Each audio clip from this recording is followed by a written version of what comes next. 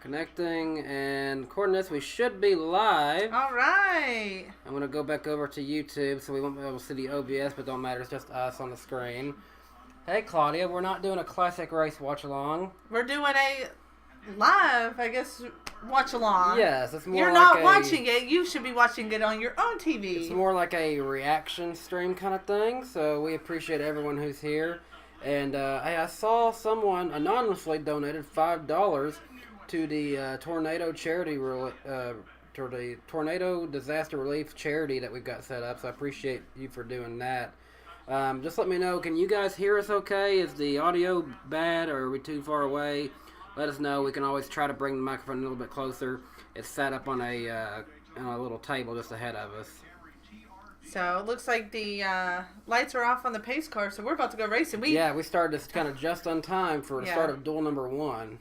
He didn't get off until 6, so we kind of, had to set everything up, get all the lighting turned on, get scarf dinner down. Yeah, scarf. Literally, I came in the door at 5:45, and here we are about to watch the race. So I've got on my Alex Bowman shirt. She's got on her Chase Elliott.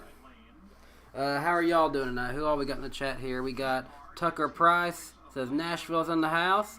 All right, you're right down the road from us. Jonathan Gilbert, thanks for watching. We have somebody. I thought this was cool. Danny B and Claudia, I saw both of you on AEW last night. Yes, we were at AEW last night. You probably saw us front and center there. But, hey, at this time, the pace car is coming in. And the start of duel number 1, Kyle Larson and William Byron are going to lead us to the line. I think, was Chase Elliott in this one? Did I see that? I think yes, so. I think I just saw him. And Bowman's on his own. Yes, Bowman is in there. Yeah, okay, because now they're already in a 3-car Hendrick chain there. I'm going to turn this up on our end, so... I know, Mom, we need more light, but it's impossible to do that up here. Sorry about that. My mom's in the chat telling us we need more light, but unfortunately there's not a lot of good lights up here. Nor did I have enough time to actually set up better lights.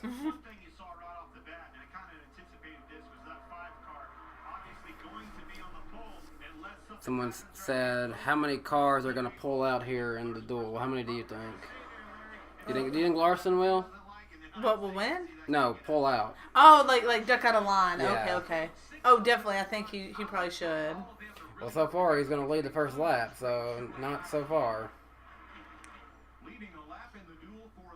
I'd say Bowman will, being on his own. There's not even any other Hendrick cars in there. Yeah, so he's got no reason to stay out there. He's got no friends in that one. Yeah. I see the Trackhouse guys are kind of up there too, which they're kind of probably aligned a little bit with Hendrick a little bit. Yeah. Really a whole bunch of Chevys up there. I see RCRs up in there. Someone said NASCAR on Fox would like to know your location. Well, they can't say anything because we're only watching this. We're only recording us watching the race. We're not showing the race. Nothing is being done bad in that case. So far, we've got an all Chevy top. We got Larson, Byron, Chastain, Elliott, Reddick, Suarez. I see Eric Jones is hanging in there. We've got a few Fords trying to make their way in. Chase Briscoe, Ryan Blaney, Cole Custer, Brad Kozlowski. It's funny, this is one of the first few times we've seen the numbers push forward. Mm-hmm. And I guess in the full span of field, because the Clash was, not everybody. But some paint schemes, you can hardly tell they're Ford. And I just noticed, I forget which team it was, that it was so obvious. I did not like it. Which one was that? I wonder. Maybe that Pit Viper car. Maybe. I don't know. It just looks so far forward. It looks out of place. Who do you guys think in the chat? Who do you guys think is going to win this duel? I'm going to personally say, but I don't think Larson needs to stay up there for the entirety of this. I'm going to say so far what I like is Byron, Reddick, or Elliott. But Chastain's also showing he can stay up there, so could be one of those guys.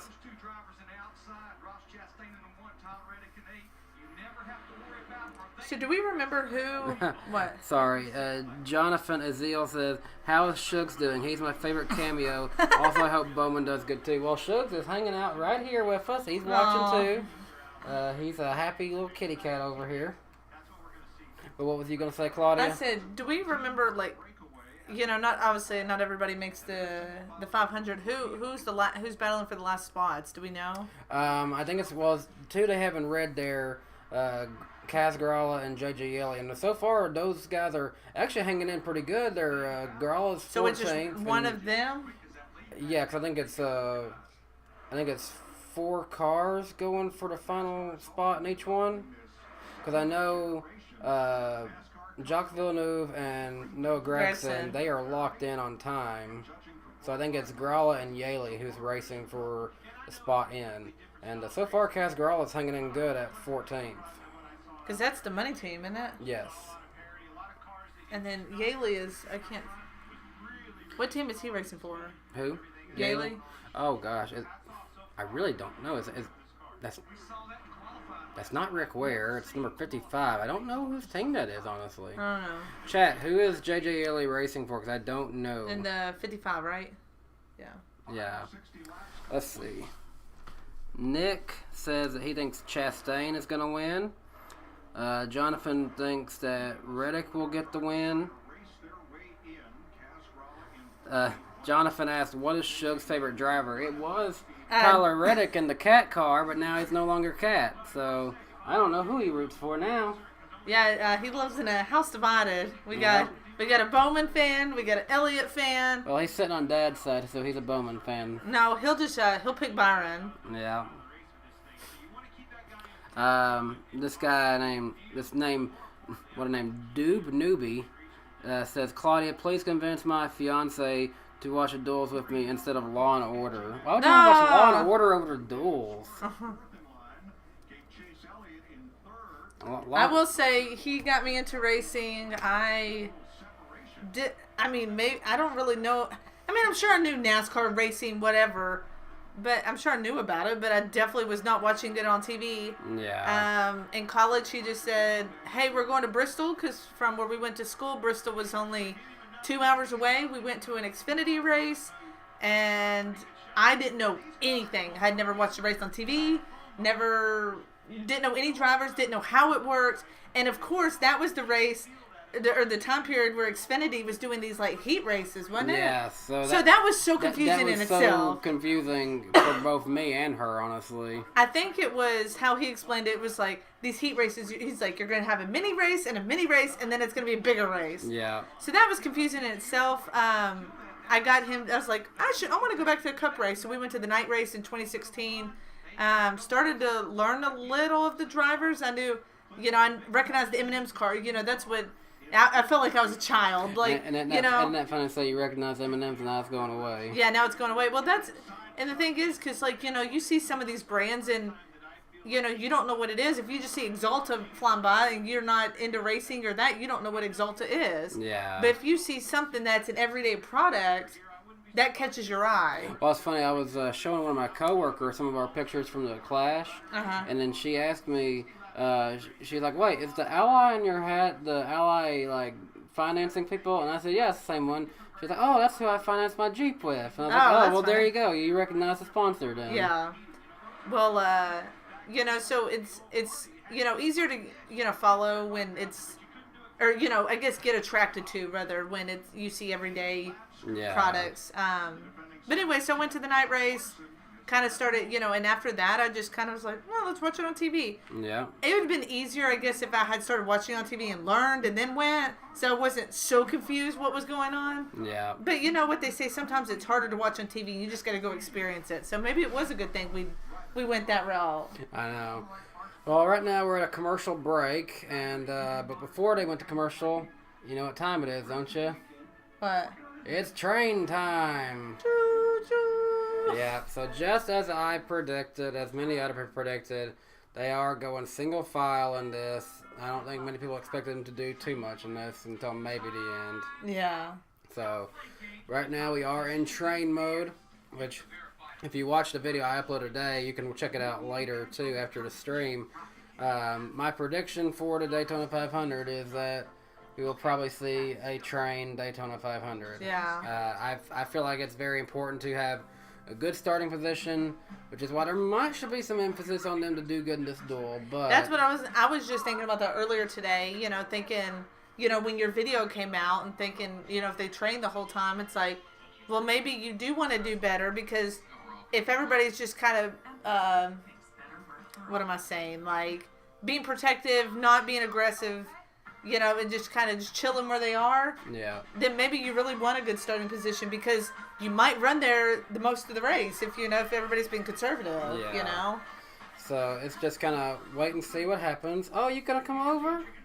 Well, listening to the podcast earlier, Eric was talking about some of the smaller teams are using, like, I don't know, he didn't say a team, so I don't know who this is, but that some smaller teams, this may be their only car for, like, this race and the West Coast Swing. Yeah, Kevin Harvick supposedly came with only one car for this whole weekend. Yeah, so I think that's interesting. Like, with their tracks so unpredictable, like Daytona, it's like, how can you just say that? Like, you'd be driving just chilling, and then all of a sudden somebody ducks out of line or tries to switch lanes, boom, your race is over. I Like, know. you can only control as much as you can control.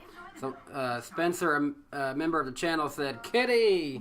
Yes, he. I'm kind of surprised he just randomly come over there to you. Yes, he does not. I don't say he doesn't like me, but I love him and just want to pick him up and pet him, and I think he doesn't like. I'm a little aggressive. But Daniel doesn't do anything. Just kind of occasionally pets him. And so I think that's why he likes Daniel a lot more. But He's been my cat. He'll be 11 this spring. So my family got him as a kitten, and had him, throughout high school, college, and then when Daniel and I got married, my parents were kind of redoing their house, and I was like, you know what? Would y'all be sad if I took the cat? And my parents were about to be empty nesters. I think they were like, yeah, that's fine. And but I think low key, my brother, who's in high school, definitely misses the cat. So occasionally he'll come over to visit the cat, not us, the cat. I'll tell you what, I'm looking at the race back on screen here now. We've got a closer battle for that transfer spot. Kaz Gralla is in 17th, and J.J. Yaley is in 19th, so only one spot is really in between those two. Todd Gilliland's kind of the meat and the sandwich right there. No. This What? guy Jonathan says, do you think Shows was mad after the Super Bowl? Thinking because the Bengals lost Tigers, Cats? Well, he might be. We kind of jokingly said he's rooting for the kitty team. But, he is our baby. I was a little not too happy because I would have made $100 if the Bengals won, but... Yeah. I guess I was kind of different. If I had to pick, I probably was rooting for the Bengals more. I always love a good underdog story. So, they've never won. They haven't won a playoff game in many years. And they beat us, the Titans. So I know, yeah. So I was kind of really rooting for them. But on the flip side, Darian, which is a good friend of ours, is a big Rams fan. So Yeah. I said when Titans got eliminated, well, if our team in it, I'm going to root for his team. And then, of course, they came down to the Bengals. So I'm not mad that the Bengals lost. I think it'd been neater. But even the Rams haven't won a Super Bowl in many years, right? Since they beat us. Yeah, so they've had other appearances, but so they were probably an underdog in itself. But since they had made an appearance, But it was cool. the last couple of years, I didn't consider them to be the underdog in that situation. It was cool to see it 2 years in a row. The team hosting the Super Bowl won the Super Bowl too. Yeah. Hey, we talked about the Bengals beating the Titans. Think about Nashville. Check out there in fourth place. Daniel Suarez is in the Tootsie's car. We got to see that Tootsie's car unveiled down at Nashville during... right in front of Tootsie's, yeah, actually. right in front of Tootsie's during Champions Week. If y'all had maybe saw that vlog from that time to Burnouts on Broadway, you'd have seen when that car was unveiled there. Mm-hmm. If this is a little glimpse of what the 500 is going to look like, I'm kind of glad I'm sitting right here not in Daytona. I'm not too disappointed that I'm not down in Daytona. We debated between going back to Daytona or going on a little mini West Coast swing, but we ultimately decided to do a vacation in California, doing the LA Coliseum, and just lots of other things there. And overall, I think it was a pretty good decision to do that. Oh, totally. I think after we had gotten stuck in Daytona last year because there was a big snowstorm in Tennessee, we couldn't get back home. The flights kept getting canceled. I have a little, I don't want to say PTSD, but I'm like, okay, going down there makes me feel like I'm going to get stuck. I'm like, I will go back to a 500. Love the experience. Love where the track is. Nothing beats it. But we've been the last 2 years. So, that's been a lot. And so we were considering West Coast Swing. And then once we really started looking at the Clash, how unique it was going to be, this was really the first race that we would ever see the next gen cars. Right. So, I mean, yes, the 500 will be like the first full length race, but I don't expect it to be like the traditional Daytona 500 where everyone's like, I think they're going to value their cars more so than winning the race. It's such a weird feeling, but I think there's gonna be too much value on it. Yeah. So. Because yes, you want to win, you want to get that prize money, but at the same time, these teams ain't. Most of them are not hurting for cash. Yeah. They're hurting more for being able to get the cars. Yeah. And that's what's more important, honestly. Yeah. I mean, with a lot of your friends down there, it kind of makes me sad thinking, because the last 2 years we've been down there with them and we're kind of missing out. But seeing what we're seeing now, I don't think I'm missing too much by being in the stands. I'm enjoying my seat right here. Our next race will be Atlanta next month, so it'll be here before we know it. Yeah, we will actually, fun fact, we will actually be going down to Atlanta Motor Speedway very soon, working with the folks there at Atlanta. Oh, bye, Kitty. So stay tuned to the channel. You'll see some neat kind of behind-the-scenes footage before the cars get on track there. Yeah. And hey, I'd like to thank that extra anonymous $5 donation to the American Red Cross. Back in December, there was a big string of tornadoes, and actually had a tornado miss our house by about a half mile away.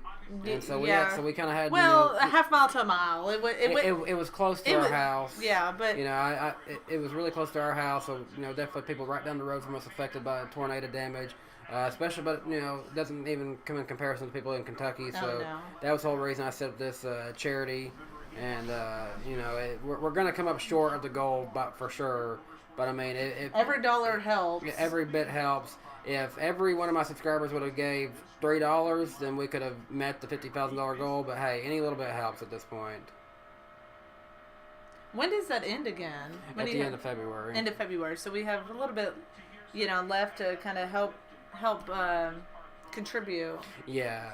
And basically the American Red Cross, they've helped a lot of people who were affected by that, but this goes to helping future disasters too. Okay, so even if they've already, submitted funds for that project, there's definitely more. It's helping, for future tornadoes because there will even other kind of disasters too. Like today in Tennessee, we've experienced some torrential downpours. Flooding is a big issue. With a lot of places around here, so the American Red Cross helps a lot of that stuff.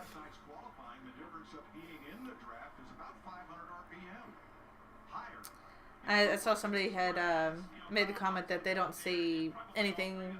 Oh, I think who was it? Groovy Goose, actually. I recognize that name from listening to the podcast. He said he didn't see the top 10 changing unless something crazy happens. Yeah. Which, I mean, by the way we're going choo-choo. We don't, Yeah, I'm just so surprised that Larson is just chilling up there. I mean, he's got the clean air. Byron's not right up on him. I mean, he's just chilling. But I mean, if they're going to choo-choo the whole time, just stay up there and get a duel win, I guess. Wouldn't that be a way to start 2022 off, get another Larson win? Yeah, which is funny. You probably don't see, I was just thinking about that. You probably don't see that too often, that a pole winner also wins the duel, because in a traditional sense, they usually drop back, be more conservative, but I mean, and if he's up there in clean air, then which, like I said, go for it. Like I said, I think the duels, I think the 500, it's going to be a lot of choo-choo stuff until right at the end. I picked Joey Logano on the podcast. That was my pick on the podcast, and that premiered on Eric's channel, but they had some issues of going live yesterday, but that premiered on Eric Eastup's channel. You guys can always go back and rewatch that. We'll be on my channel next week, though, so make sure you tune in for that. But I picked Joey Logano to win, but I got to be honest with you, I won't be surprised if it is Larson or Bowman, because I feel like just having that front spot is going to be so key. Yeah. And by the way, I saw earlier Kathy Augustine asked what is the name of the cat. His name is Shugs. He's kind of left us for now. I don't know where he's gone to, but he'll be back at some point, I'm sure. Spencer, one of our members, said, honestly though, them training makes sense. Parts shortage, the last thing you need is to be extremely aggressive and risk damaging your car. And that's true too. Something that hasn't even been discussed that much by many people. I kind of brought it up in my video today. We've seen already how fragile these cars are. Even at the Clash, at low speeds, we saw some insane damage done to those cars. Right. What was it? I guess it was, I was listening back to the podcast from last week, and that's what that had got brought up, and I don't know if you had remembered this part, is that they were saying, like, Justin Haley's car, how, like, it was, you know, they're on the front. Basically destroyed the front left of it. Yeah. Which kind of makes me nervous. We're about to go on a super speedway, and I hope nothing too crazy happens. Eric Almirola, basically, his whole front right tire was like dangling off the car. I don't know what happened to him exactly to make that much damage. You know, he slammed the wall, but it looked a lot worse than I thought it would be. Yeah. So far, what I've seen, and, you know, we've also seen how easy these things are to have a mechanical failure, too, with Reddick and Briscoe last week. These cars look fragile so far. Yeah. So I don't know what the rest of the chat thinks, but, you know, I don't think any of these drivers want to put these things to the test here at Daytona. Definitely not. You know, I guess if you think back to the 2008 car tomorrow, no one essentially wants to beat a Michael McDowell and test this thing, you know? Yeah. So we're just a little over a third of the way into it, and almost, I guess, right? Yeah, and almost halfway. We're 25 of 60. All right, now peep down there to 18th and 19th. We got Gralla in 18th, Yaley in 19th. But look at the time difference. Like, you know, Gralla's like 12 seconds ahead of Yaley. Yeah. Even though they're one position behind, but it looks like Yaley and BJ McLeod, now they're showing on our screen. Mm-hmm. They're kind of chilling way back. I wonder, since he's in a Ford, he's with McLeod. Is he part of Live Fast? Is that like an extra car for them? I have no idea. I did not have any kind of information on that. I still didn't see anyone in chat. Can anyone tell me what team JJ Ely is driving for? Matt Smith said, when y'all go to Atlanta race, I was just reading that. Y'all need to go try the varsity in down in Atlanta. We've been there twice now, actually. We went there. We have it in our vlog when we went to Atlanta. Back in 2018. 2018. We it was a 2-part vlog. The first part was our actual race, and then the second day, because I was in college. You had already graduated. Mm-hmm, yeah. So we had stayed an extra day. I guess we planned that. Yeah, we kind of did. And then it was kind of raining, so we're like, well, at least we're going to be here Monday. But we ended up going to the Coca-Cola... The World of Coke Museum. World of Coke Museum. I was going to say factory, but that was not the right word. Yeah, World of Coke Museum. In Atlanta, and then went to the varsity. So that's in the second part. So that's more of a, travel aside from the race. But we went there also, I think, on the way back from Daytona 2020. Right? Because we drove to Daytona, yeah. Yes. JJ Ely is driving 55 for MBM, Management Business Motorsports. Oh. That's the team that also has like the 66 that Timmy Hills drove. But I'm used to them being Toyotas in the past. So that's why I'm being thrown off.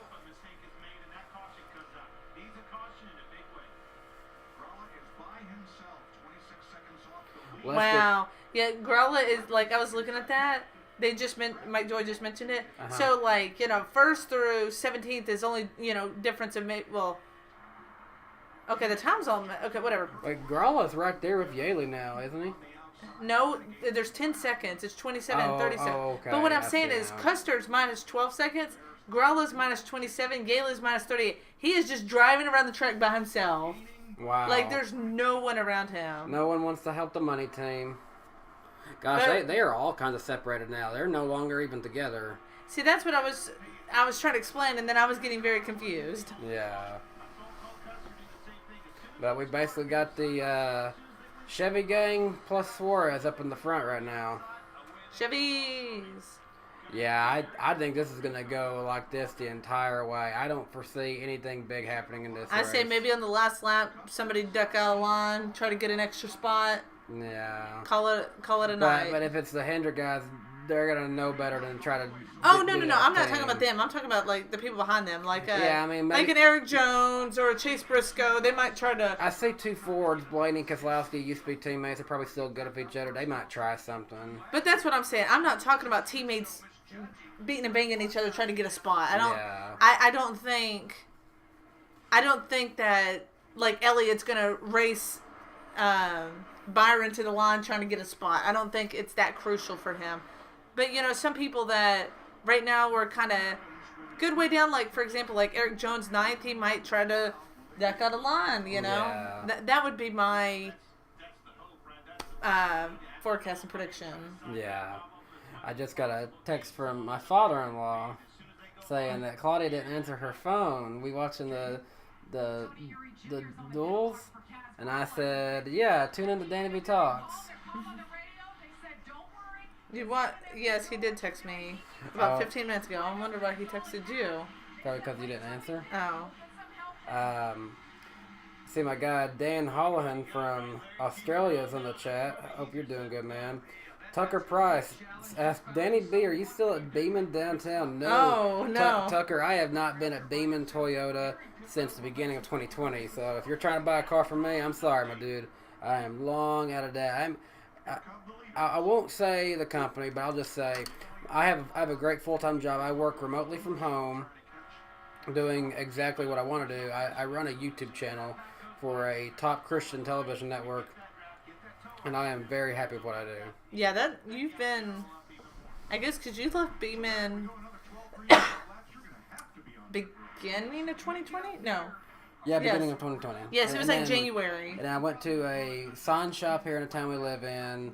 Things got weird with COVID. I got laid off. I started doing Instacart grocery deliveries. And then I got asked to come back to the sign shop, but I still hadn't been really trained at all. And so that we kind of just sweep that one under the rug. Yeah, like, kind of forget about that one. After about 5 months, and I was doing a job of 2 other people. Like, there was 3 people in the same position as me, but they had me doing everyone's work, and I was still barely trained, so I had to get out of that.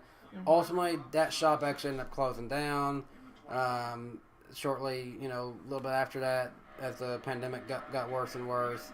And so I kind of look at it as a blessing in disguise that happened. Oh, absolutely. I did Instacart and DoorDash for about the rest of 2020, and in 2021, I was offered a full-time job at my current company. And unless something drastic happens with DannyBTalks, I don't see that changing anytime soon. Yeah, what's kind of neat is, like, in a way, kind of COVID kind of forced you out of that job and then made you want to look for another job. Yeah. Versus, I think, had, your working situation, like, COVID not affected it, I think maybe you would have just, like, dealt with it and just like, hey, this is my job, I gotta learn. So it's kind of nice, it kind of push you to get another job. Come on up, kitty cat. Come on up, kitty cat. Oh, my dad just sent me a screenshot. Okay. Well, hello, Dad, if you were watching. Hi, how's it going? We got Shogs back. Yep, he's back, ready to watch the racing. Nick Biza says in the chat the pit stops are coming soon, so that will be happening. Yes, soon. I did honestly forget about that because we. Yeah, they do have to pit one time in this race. Yeah. Oh, you're walking over to Dad. You're probably gonna see back and forth, chill. He does this a lot, guys.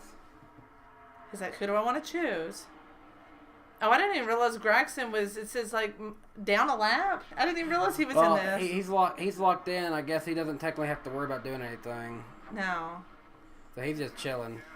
I don't look. I have not seen him this whole race. I didn't even realize he was in this one. I know. Oh, and I guess that's the money team. Casgarella getting lapped. Yeah. I hope they can actually be competitive in the 500. So is their intent to compete in a couple races this season? About like 16, I think. Or more than that. All right, we're getting another lane foreman. Yeah. Oh, I think it's because we're just gonna see some pit stops. That's all we were saying there. Yeah. That's not. That's not another lane. Oh, someone kind of waited a little too late there. It was Reddick. I missed that. All right, the first pit stops actually. All right. The very first pit stops of the next gen car. Oh, we're not gonna hear pew pew. Shh. Oh, I barely hear it. I know. With the pit gun, you don't hear pew pew pew pew. It's funny. I can tell it's like faster though, with only one lug nut to worry about. Like as far as just like the actual like process, yeah. like turning the lug. Yeah, it really takes longer to put gas in it, honestly.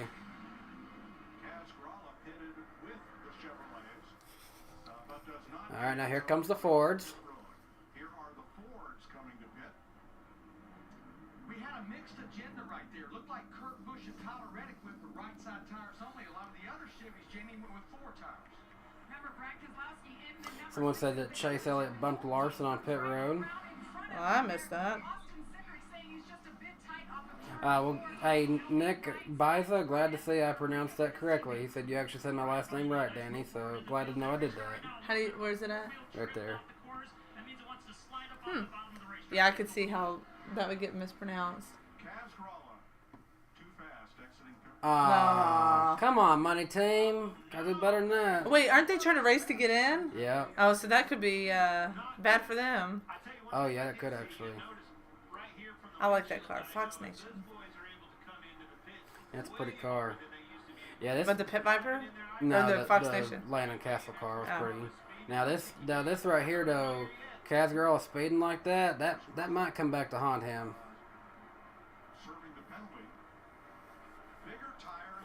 Someone asked, "Where's Bowman?" He is in the next duel. He's all on his own.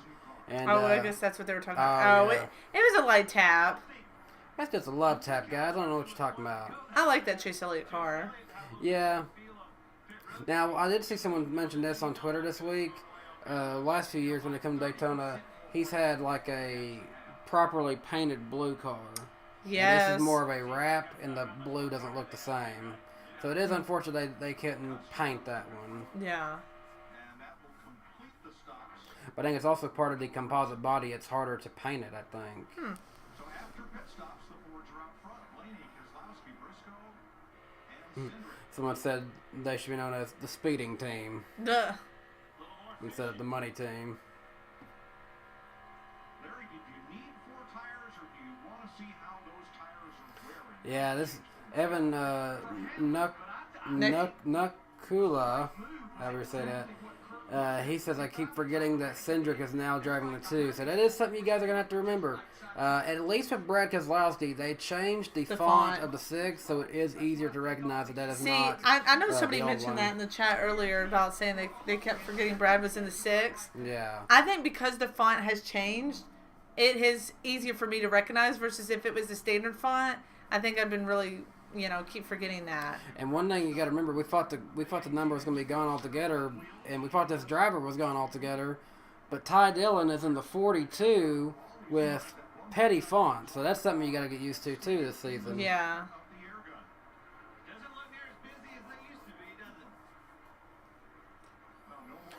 What would happen to Daytona if Bowman wins? They make it a road course forever. The Daytona 400.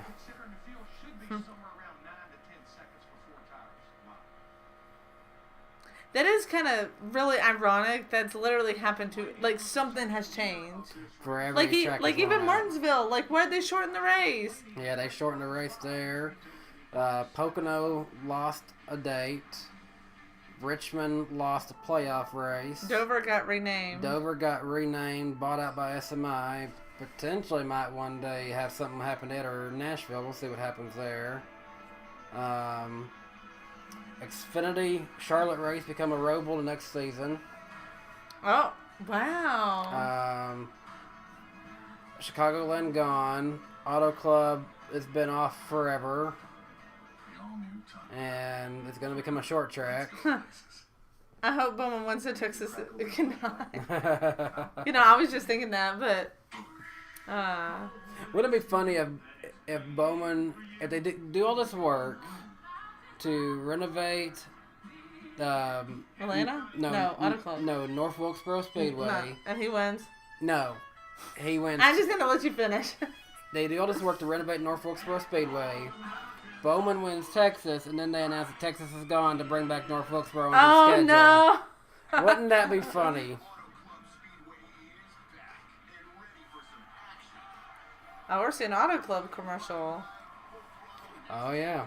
I feel like last season I didn't see many. I mean, maybe I just didn't pay attention, but I feel like I didn't see many like hype videos talking about the next race. Well, something you're gonna see more, and I saw this talked about.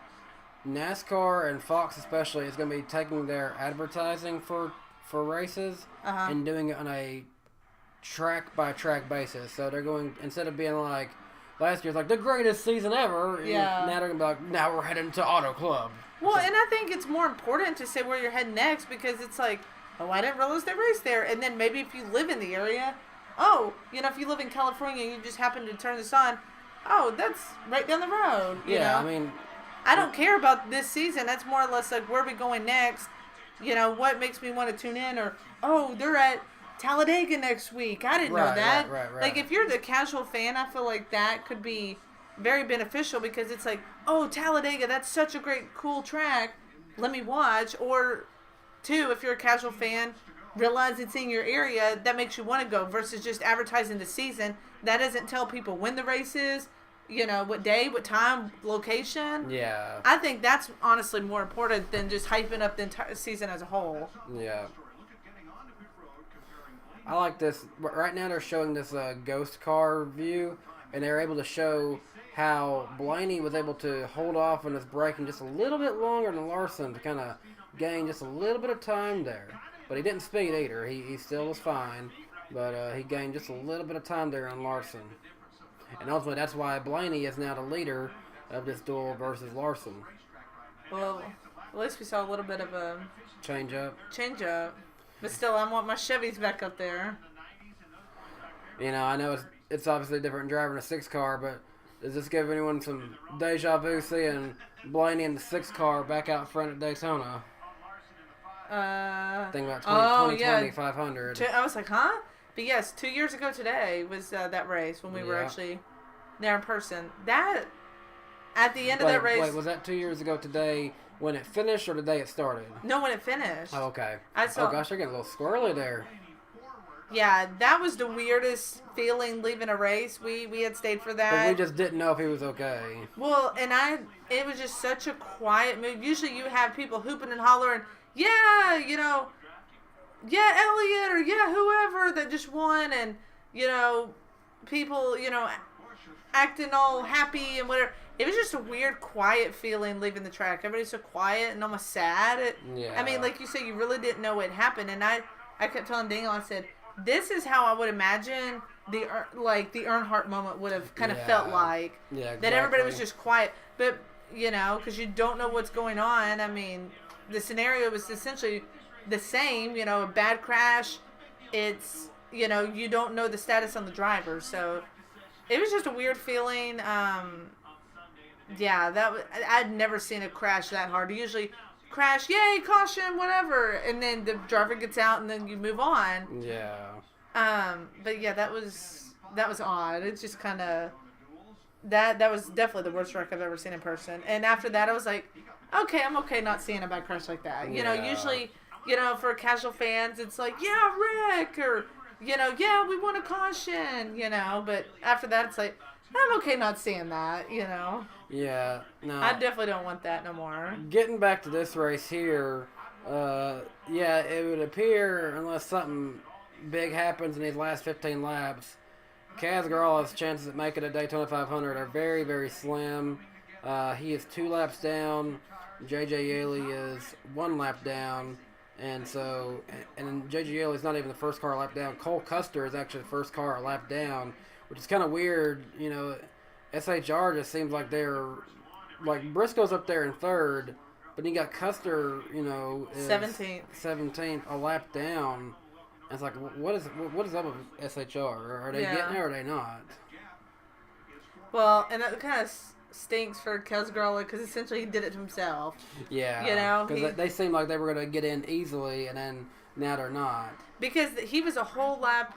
Wait, no, he was on the same lap as Yaley. He was just about 10 seconds ahead. So as long as he kept that same rate he was going, he was fine. But now with him being an extra lap down, unless there was a wreck, which I don't foresee happening, he's up a creek. At least we actually do have qualifying back now, so they have chances at other races. Because think about similar situation last year. Jordan Anderson, unfortunately, his 31 team didn't get to make the Daytona race because qualifying got rained out. Yeah. And ultimately, that hurt them for weeks upon weeks in the Xfinity Series. Took them weeks to actually finally be able to get into a race. Yeah, and they had solid results last year. I'm interested to see how they do. They've got Myatt Snyder, which isn't the top prospect, but I don't know. I think No offense to him, he doesn't excite me.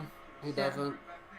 So, I guess last year they had like Tyler Reddick and Josh Berry. Well, Josh Berry's doesn't have Cup experience, but I feel like they had good, solid people in there. So that car was actually doing pretty well. Yeah. But we'll see. I'm excited for Josh Berry. I'm really excited. He's running, full time now? He's running full-time in the 8 car, and Josh Berry grew up in the town that we live in, good old Hendersonville. So, rooting for the hometown guy. Yeah, I really like him. His dad, actually, is a big, fisherman in the area. He does a lot of fishing for bass and crappie, and actually owns his own line of, that's funny.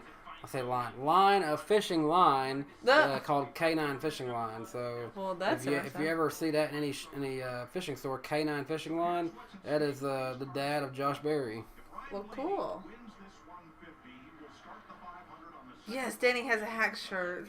Yeah, I saw that. And you actually have a shirt that Alex Bowman's website I do made. have the official hack shirt. It's in the closet. I'm not wearing that one tonight. It's hold on. Oh, getting a little bumpy there between Former Blaney and teammates. Kozlowski.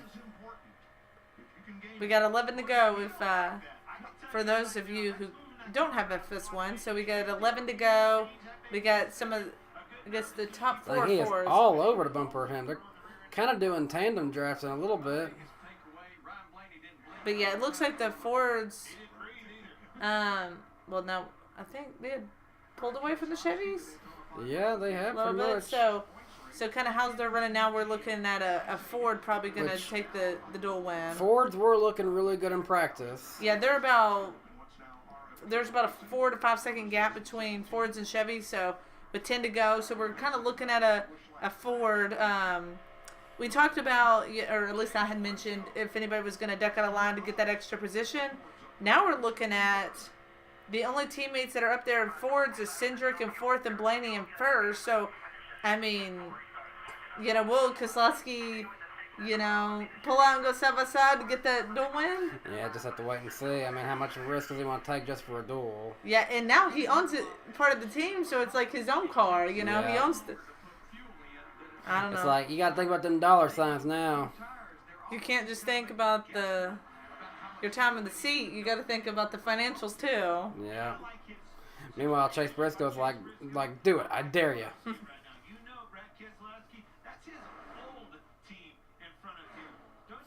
Fun fact here, we're seeing the battle for lead between the current driver of 12 and at one time a former driver of the 12. Brad Keselowski actually got his start in the Cup, his start in the Cup Series for Penske in the 12 car. Huh. Which one is it, Larry? You want me to go or save you fuel? But what I'm saying is, Brad Keselowski's going to make a move at the end of this race. It's funny they got Larry McReynolds up there in the booth for the duels tonight with Mike Joy and Clint Boyer. But we'll see Tony Stewart back in the booth on Sunday for the 500. Mm-hmm. We sure will. Kind of unfortunate, I know, for a lot of Tony Stewart fans that he never got to win a 500. Won championship 3 times, but never won a Daytona 500. Won the Xfinity Daytona race a ton, though, in his career. Mm-hmm. Nicholas Gray asks, how's the pack racing? What pack? They ain't doing no pack racing, Nicholas. I'm sorry, buddy. That's what I said all along. It's going to be a train race. Yeah, and because of the pit stops, they're spaced out. Yeah, they're very spaced out. This kind of reminds me of Talladega 2018, how there's 4 Fords way out there. And I was thinking the same thing. Yeah, that race was weird. Like, I had only started watching like 2 seasons before, so I had known like the super speedway races you just wanted to watch. It was close racing, whatever, and we had been to Talladega once before, and and it was good. And then I went there, I was like, what am I watching? Yeah. It was the weirdest thing. I'm like, how is 4 cars pulling away from the entire field? Yeah. That was just one of the oddest races I've been to. It's like, this is not what I expected. Evan Necula says this just feels like a 1.5 mile race, and he's kind of not wrong right now. Yeah. Like where they get kind of spacey, and it's just like, Yeah. just waiting for it to be over.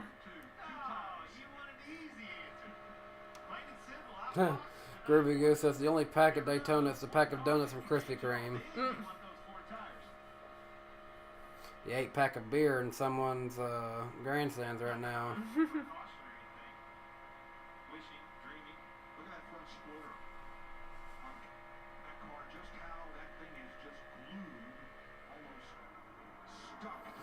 So, what do you guys think of the look of the Gen 6? Does it look appealing to you guys overall? I think the grills on these things look very... Did you say Gen 6? No, I just said cars. Oh. But the The grills... next gens. Maybe grills, I heard that. The grills on these next-gen cars, they look very mean and aggressive, for sure. The backs of these Especially cars... the Fords. Especially the Fords. The backs of these cars are a lot more round, for sure, than previous cars we've seen. And overall, I think they look appealing to me. And I guess it's because, we're never going to see what the old-style number looks like on these. The numbers don't bother me. What do you guys think? Like, there's some numbers that really bother me, I think, because of how the car is designed. It's like, some of them just look too far forward, like they're hugging the wheel too much. Like, it's okay, we didn't need to hit the left arrow to move the number that far. But, I remember when the first picture I saw of the next gen, I think... Oh, we got a battle for the lead here. Kozlowski's actually going to go for it. With 4 to go. And who's going with him? Is that Briscoe?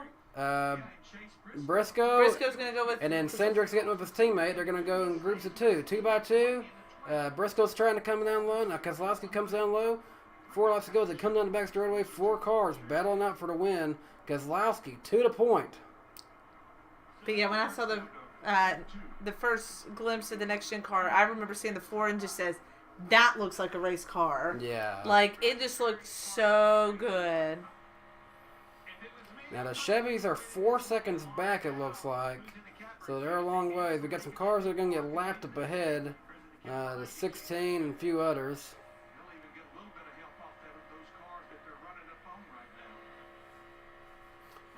3 laps to go now. Kozlowski continues to lead. Now, are they going to be able to do anything at all when they get into this lap traffic? Can someone go with the lap cars? Briscoe got hung out to dry. I think, Kozlowski started to go on the high line, realized he's going a lot faster. He quickly came down low, and there was no room for Briscoe. He faked him out. Now, Blaney back to second. Now, this for sure reminds me of 2020. The 6 car out in front. Blaney is in second. Lined up on Ryan Blaney. And losing touch with that trio is Briscoe. Gonna have a decision on your hands. You're gonna have to make a big block right here. Very aggressive.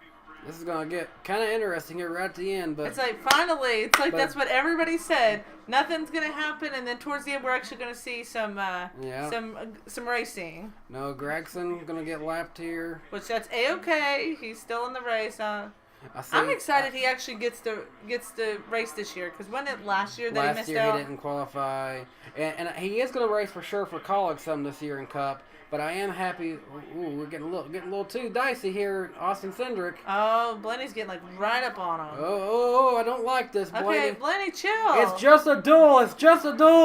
Chill. This is just for starting position. You have won one of these before. Calm down.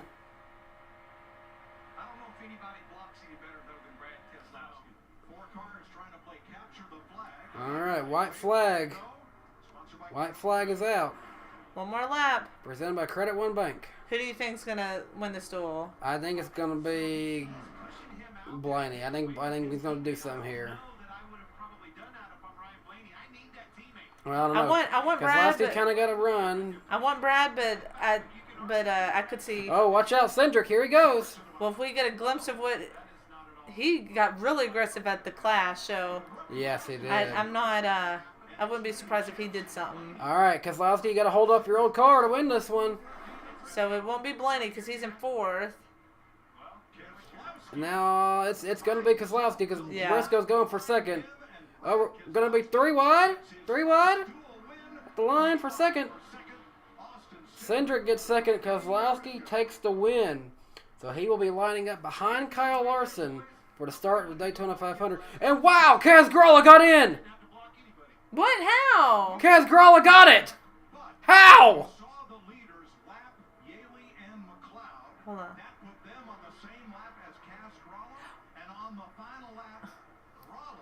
What? The money team made it. Sorry, Shuggy. Because because towards the end that lap traffic, Yaley was in that group. Oh, wow. And so the leaders hadn't made it to the leaders hadn't made it to Casgrolli Oh, yet, you're so they were on the right. same. He was just hanging in the drafts like, see ya, sucker. Yeah. The money team made it. How about that?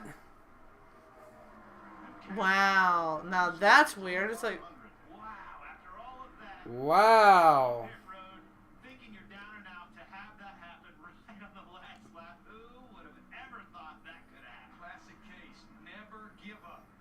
yeah, for real. Wow. I know. I think that was probably the most surprising to me. I know. I'm watching Battle for the Win. All of a sudden, it's like, wait, the money team made it? How? Yeah, and I looked and it was like Grella was in front of Yaley. It's like, what? When did that happen? Jack Roush and his number 6 and the rest of his team have only one prior dual win. Oh, is he actually going to do a burnout? Matt Kenseth won his dual race, went on to win. I've never seen him do a burnout for winning a duel. Well, he's kind of doing a little Polish victory lap. This is the Daytona 500 car. Yeah, there will be no big burnouts because this car. What about this engine, Larry? I was going to say, don't do a burnout that thing. You got to use it. Oh, he's the doing a American flag. I like it. It is a win. Yep. RFK's first win, guys. Yeah. Brad Keselowski and Matt McCall. Now this is a Keselowski signature move. And he held off his old car to do it. How about that? Yeah. Oh. Oh, he is doing a little burnout. He wants to do a little something. He's like, I own this car. I can do what I want. Yeah. He's like, a little spin ain't gonna hurt it. Yeah, I think he's just gonna spin it a little bit, not a full on burnout. You know, I picked Joey Logano to win. I wouldn't be mad if Brad Keselowski won Daytona 500. Oh, he's gonna do a little bit more than I thought he is. A little spin. Watch out, cameraman. That's one of those see you Sunday burnouts. It's That's okay. like, I got a good car. You know what, Mike? He said it was a little scary and bittersweet to leave Penske, but he said, you know what? If your dreams don't scare you, your dreams probably not big enough. That's right. I do like that saying. Yeah. It's kind of cool. He always does the American flag when he wins. In the off season, He's like, Regan Smith, hold this. whose dad, a great racer in his own right, was Yeah, Groovy Goose said, Regan Smith, hold my flag. BK, maybe. what he can do with RFK Racing, and there is the sticker. Tim asked, who is Biffle competing against to make the 500? I think he's going to be competing against Timmy Hill. That sounds right. And I think I want Biffle. Biffle's car is prepared by RCR, so I'll be surprised if Timmy Hill gets in over Biffle. Signature American flag victory celebration. We'll give Brad a second to get his helmet off here.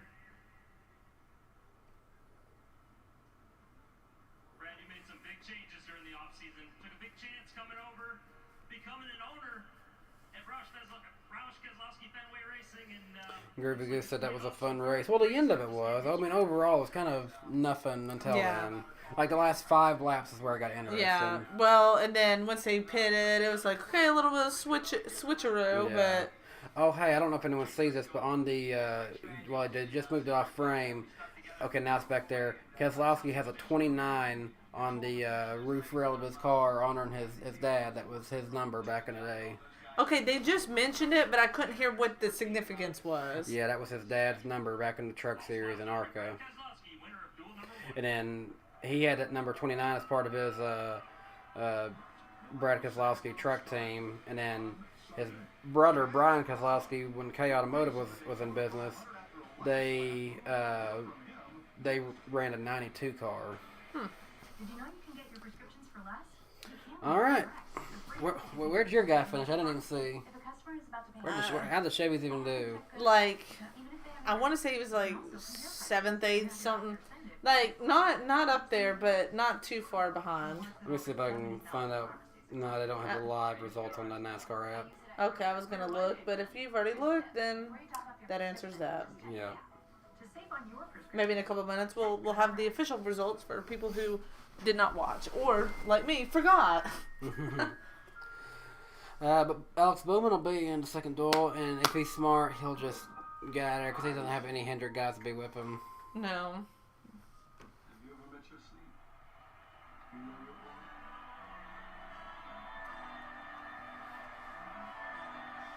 So in the next duel, I'll read off the list. Austin Okay. Dillon, Kevin Harvick. I don't think this is a starting position because Alex Bowman was way down. Oh, it's by numerical order, it looks Oh, like. okay. Okay, yes, this is not starting order, so I don't know actually how they're starting. Austin Dillon, Kevin Harvick, Corey LaJoie. Let me see if I can find the starting position because then I'm going to think, oh, these two people are by each other. I think I saw it somewhere on Twitter, but I'll try to see if I can quickly find it. If not, then we will just see shortly who is racing Mm-hmm. and where they are. At no additional cost by visiting GetSilverSneakers.com. It's funny now getting on Twitter. I'm seeing Bob Hawkers had said, Grella told likely won't catch Yaley, but don't give up. There you go.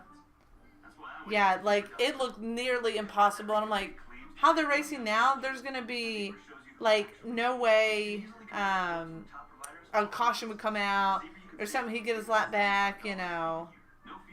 But anyways, okay, here we go. Duel number 2.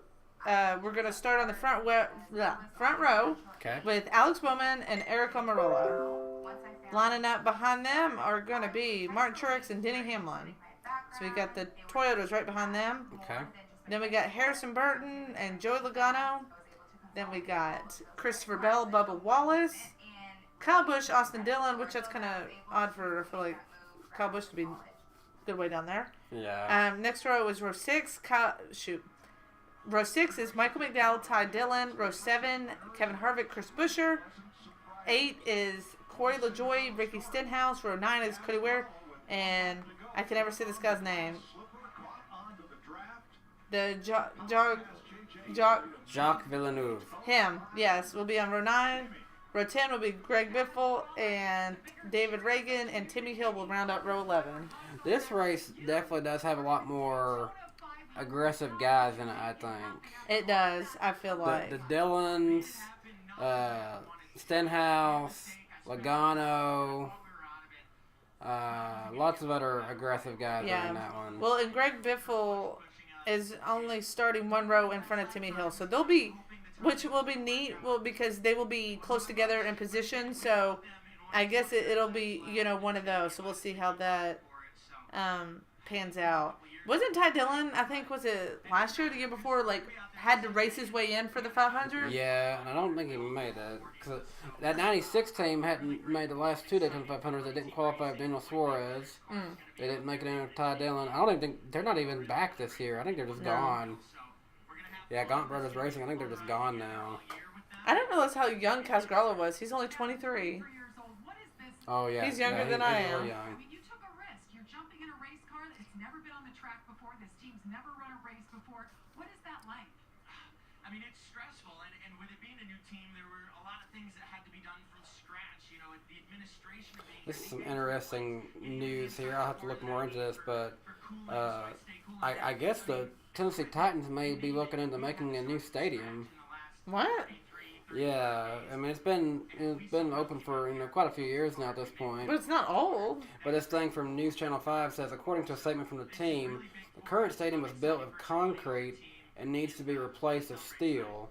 And Titans say that building a new stadium might be a more responsible option to explore than renovating the current Nissan Stadium. So, it's kind of interesting. Titans might get a new stadium in the next few years. Maybe they'll just go ahead and build a dome and get it done with so they can host Super Bowl. That would be so cool. I would love a dome.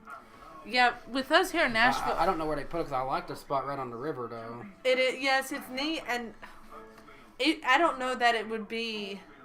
It wouldn't be as downtown as it now. Like, if you're sitting at... Depending on where you're sitting, which we have... I can't remember which way we're on the visitor side, I think. If you're sitting in the upper deck, you can actually see what we would call the Batman building, which is the iconic AT&T building. Mm-hmm. You can see that in downtown from the upper deck. If you're facing downtown, that's what I like. It's so accessible. Like, you can ride the train in. We've done that. Yeah. Rode the train in to watch a game, and then you just walk across the pedestrian bridge. It's a little bit of a walk, but you can easily walk to Broadway, where all the bars are and the restaurants, and so it's just right there, like in the city. And so I don't know that there would be a prime spot to put it. Like, you would have to, go elsewhere. I don't know. Yeah. To me, that don't seem likely, but That'll be a dome would be cool. Watch.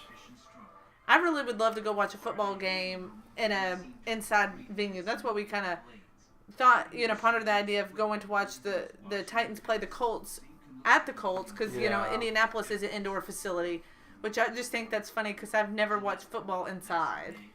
So, who are your all favorite football teams? We're obviously big Titans fans. But yeah. Where'd our kitty cat go? I don't know. He comes and goes. That's twice now during the stream. Well, maybe he gets a little camera shy. Well, you were saying earlier how old Casgarala was. Yeah. This dude newbie said, "Don't age yourself, Claudia. You sure don't look older than 23." I mean, we're not that much older. I'm 25 and he's 26. So. Yeah.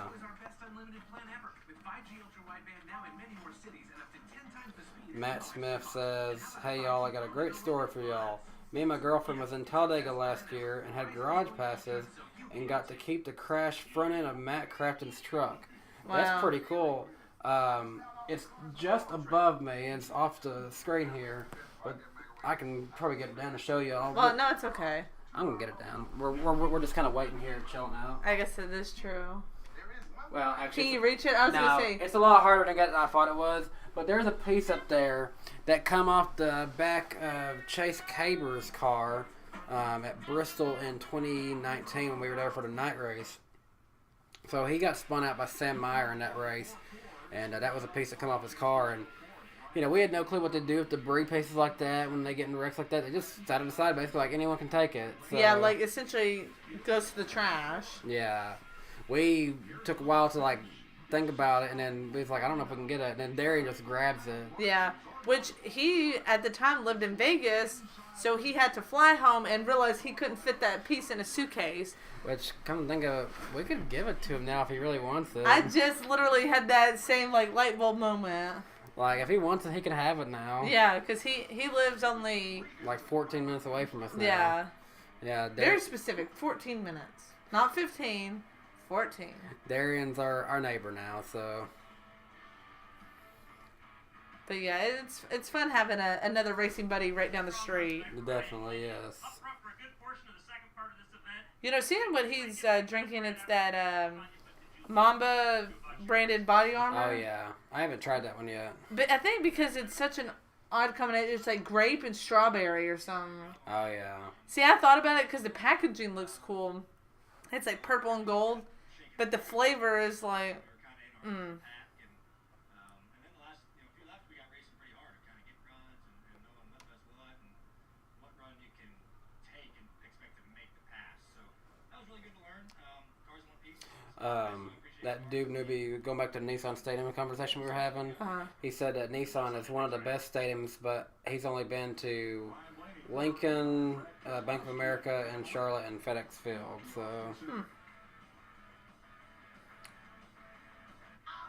Nicholas Gray said, I was banking with you and Claudia being at LA that Kyle Busch would win the Clash for sure. No.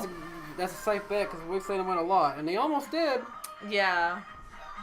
Yeah, here... Thought we were going to see another one. Lately, I feel like the people we've seen the most win, probably Kyle Busch or Denny Hamlin. But I feel like... We didn't see Kyle Busch win at all last year. Well, no. Actually, the last 2 years, we have not seen him win. No, because I think, was it 2020, he only won one race, and then last year he won, like, two? Two. Yeah, we weren't at any of So those. it's kind of been a while since we saw Kyle Busch win now. I know, still, I feel like it's been too soon, but... Which really, it's been since... Oh my gosh, it's been since, like, spring 2019. Yeah, the Bristol spring race. Yeah. So, I guess it has been a while, but it seems like it's still been... Wait, we saw him win Nashville Xfinity.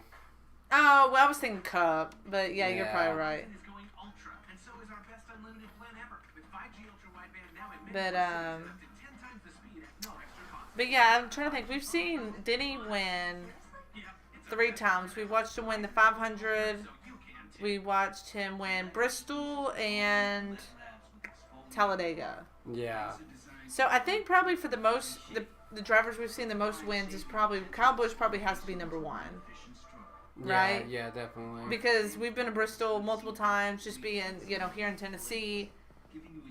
Denny would be next. And I don't know, have we seen a driver win 2 times now? I mean, I know we've seen Joey win the dirt race and the Clash, but I can't think of, have we seen any repeat driver winners? Let's see. Besides the 3 I just mentioned? Trying to think. Now it's like racking my brain. It's like, okay, who have we seen win? Joe Logano's the only one I can think of. We've seen Hamlin win a lot. Odd winners we've seen Ricky Stenhouse, Michael McDowell, Eric Omarola. Those are kind of more unique ones. Unique one when I was on my own, I saw Justin Allgaier's first win in the Nationwide Series in 2010. Yeah. I don't know. I feel like a lot of my brain's kind of clouded with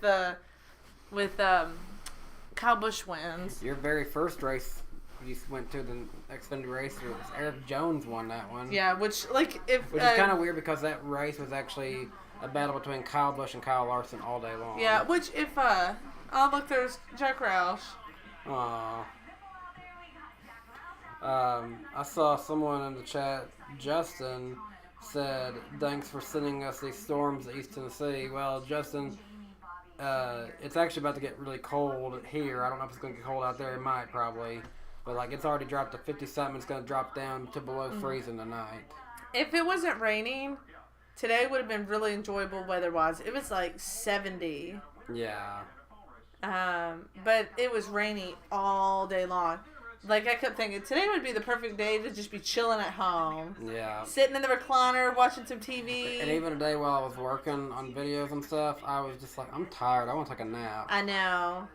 I yawned multiple times this afternoon. I'm like, oh. I think as soon as this stream is over, I'll be going straight to bed. Probably. You got up early, so I Yes, wouldn't be did. surprised with that. I had to record this morning's video and do a few other things. It's just been a long, long day. Yeah. Bubba Wallace actually won the last super speedway race we were at Talladega, and Shannon, when I look at his car, I get hungry. Oh, you do? I did. Yeah, you think Michael will be at the Daytona 500? Michael Jordan? Probably a pretty good shot. Yeah, I think. we think it should be fun. There are some guys who are racing their way in. We of course saw Kaz Gralla do that on that last lap. Exciting way to end the race for Kaz. But these are the guys who are trying to race their way in. Jacques Villeneuve is in starting 8th. So who's locked in on speed? Greg Biffle? The graphic makes it look like it's him. No, it's Jacques Villeneuve. He's locked in on speed. Oh, I guess it's saying the yellow text, I guess? Yes. I don't know. They should definitely have that under Jacques' name. That's what I'm saying. Well, I mean, and I guess once we get to the actual race, you'll be able to tell with the red and green. But Yeah. where the placement of that was, it looked like it was, Greg Biffle. Brad's going to win, all this stuff. The next thing you know, it's like, hey, how do you make up that extra lap? I mean, he had a pit road penalty. came back from that. That was pretty stellar. Bobby said he's going to reach out and see if he can get some of those party glasses. Yeah, party glasses. You never go party glasses. He might have been wearing You know, his I'll shiny get in the some of night. those. He learned that. Yeah, party Mac will be good in those. It's interesting that the guys trying to race their way in. Jacques Someone said, fun fact about Jacques and Greg, they are both in their 50s.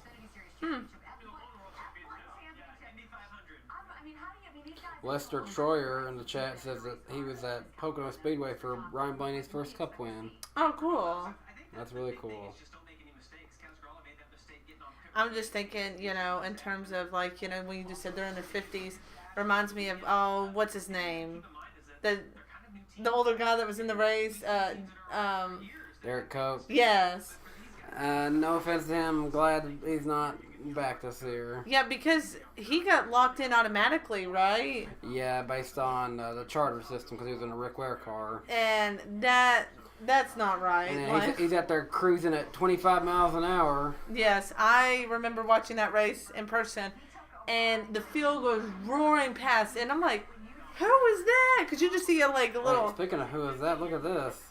On the TV, Austin Cindric and Harrison Burton are hopping into these jets going for a jet ride. That's pretty cool. cool. Would you ever do that if you were offered it to go for a ride in a fighter jet? Sure. Because that seems like a unique opportunity.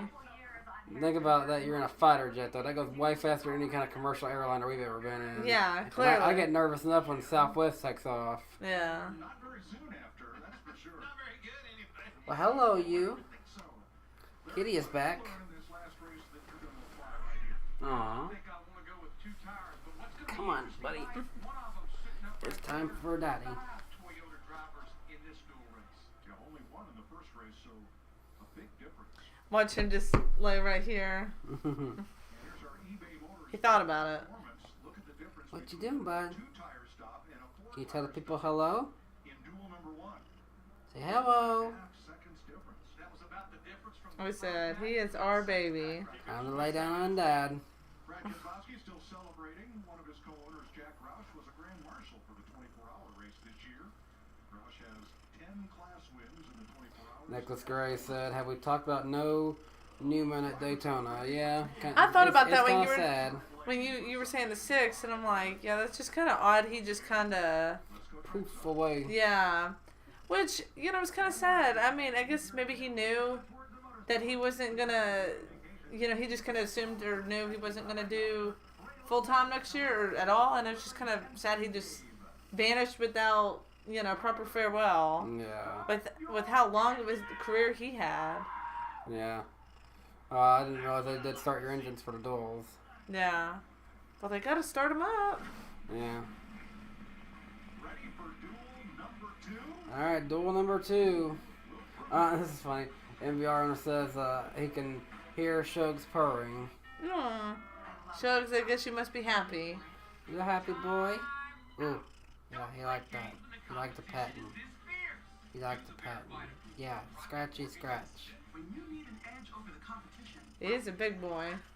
Oh yeah, he's a big old kitty cat. Was more than a resume. What if it could adapt and improve? What if it opened doors? Kind of in just a lull period waiting for the race to start. I know. It's like, hurry up! Just wanna kick my feet up, relax. Yeah. An Indeed resume never stops working for you.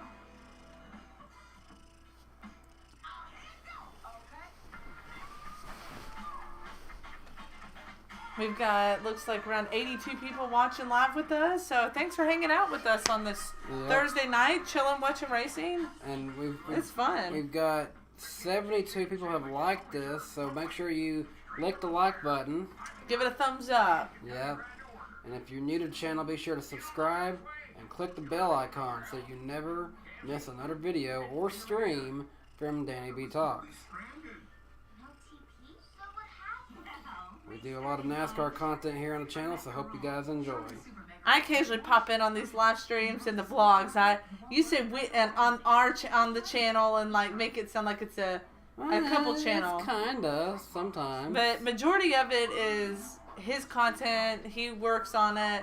I do not contribute in any way besides chilling out, hanging out on these live streams, and document.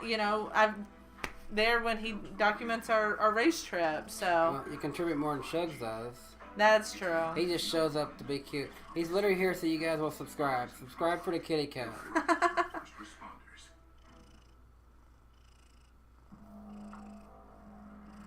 But it's funny, I guess, because on this live stream you see more of our laps. He's in it versus when we do classic race watch-alongs. We're sitting at a desk, Yeah. so you only see our more torso.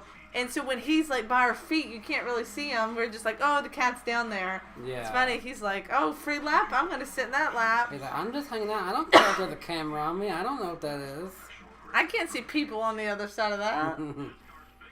Shugs, do you realize there's 100 people looking at you right now? Yeah, you got 105 people watching you, little kitty cat. You're like, cool. I'm famous kitty. Okay, you better make us some money over there. Yeah.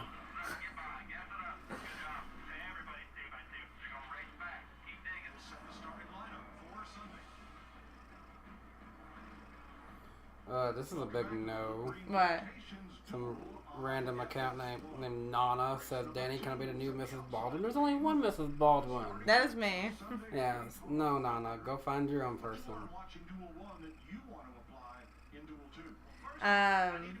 Nicholas Gray says, what y'all think of the fan zone in LA? I thought it was pretty cool for bringing in new fans and what NASCAR is about. I didn't expect them, honestly, to have much out there, honestly. So I felt like it was better than I expected. Yeah, and I don't know if you had watched either our vlog or Eric's vlog. I think we kind of showed what it was if you weren't there. But I had made the comment.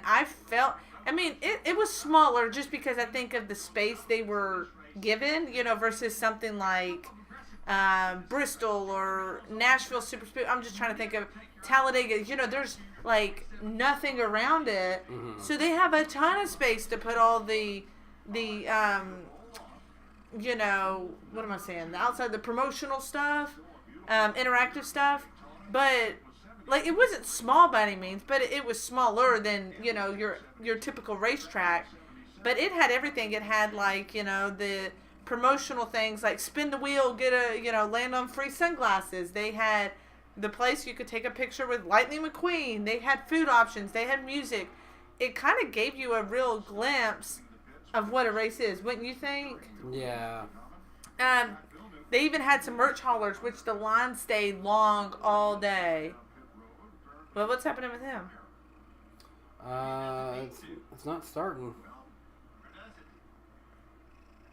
But You must start the dual race. Uh-oh. Maintain your spot. Uh-oh.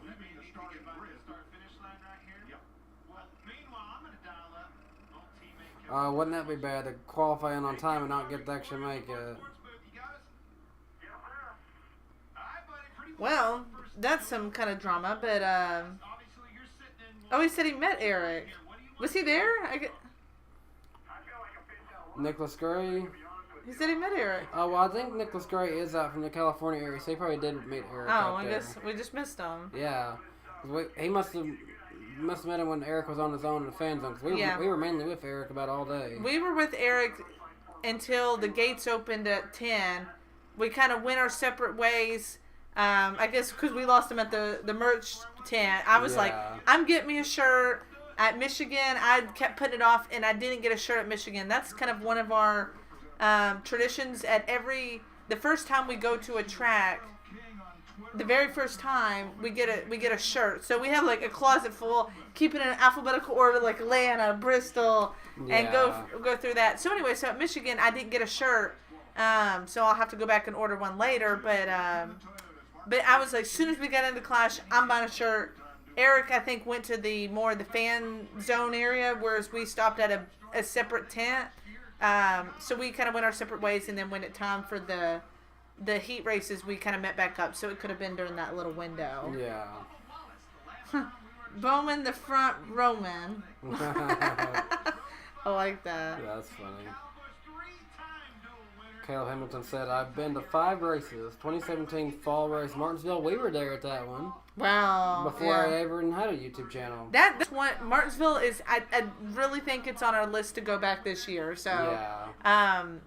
So anyway, so I'd love to go back to that. I loved it when we went. Okay, go ahead.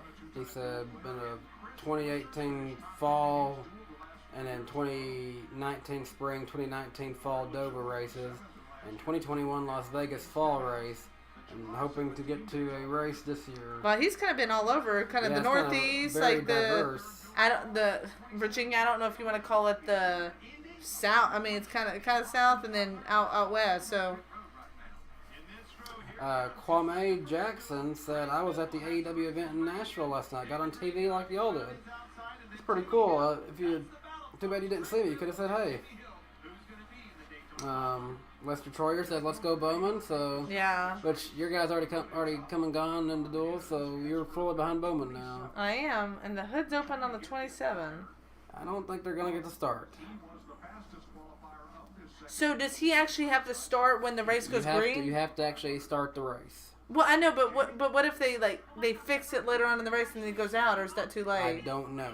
Like, what I'm asking is, you say start the race. Start it when everybody else starts, or just enter the race at some point? I don't know. I would assume you have to actually take the green flag with everyone. But I've never seen something like this, like where the car just won't fire. So Yeah.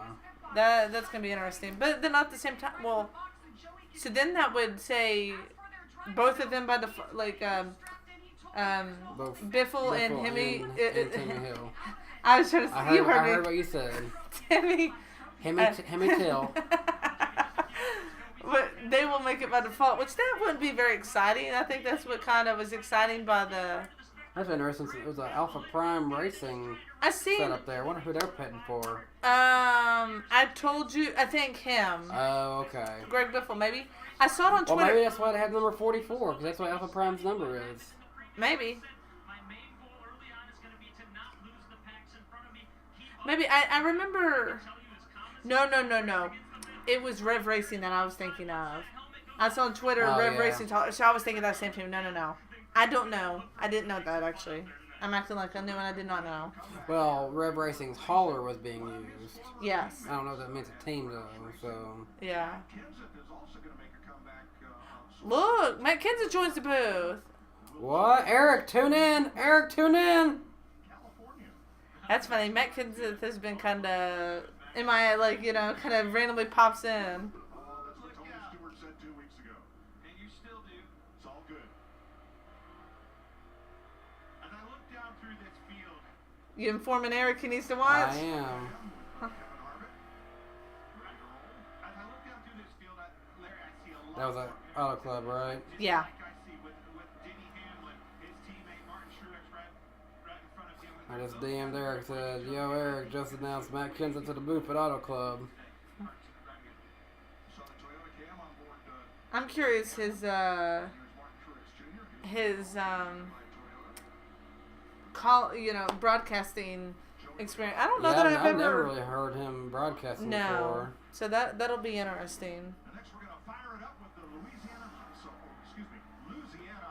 cam. Ricky Stenhouse.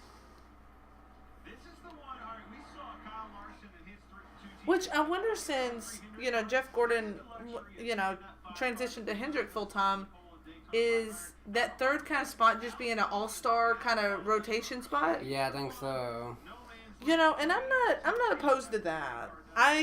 Instead of trying to figure out who meshes well, just do somebody for one or two. It's like, ooh, cool, Matt Kenseth, or Tony Stewart, or you're kind of, it's not committing to anybody to one. You're kind of testing the waters with some people. Yeah. And you're not stuck for half the season listening to somebody that doesn't fit well.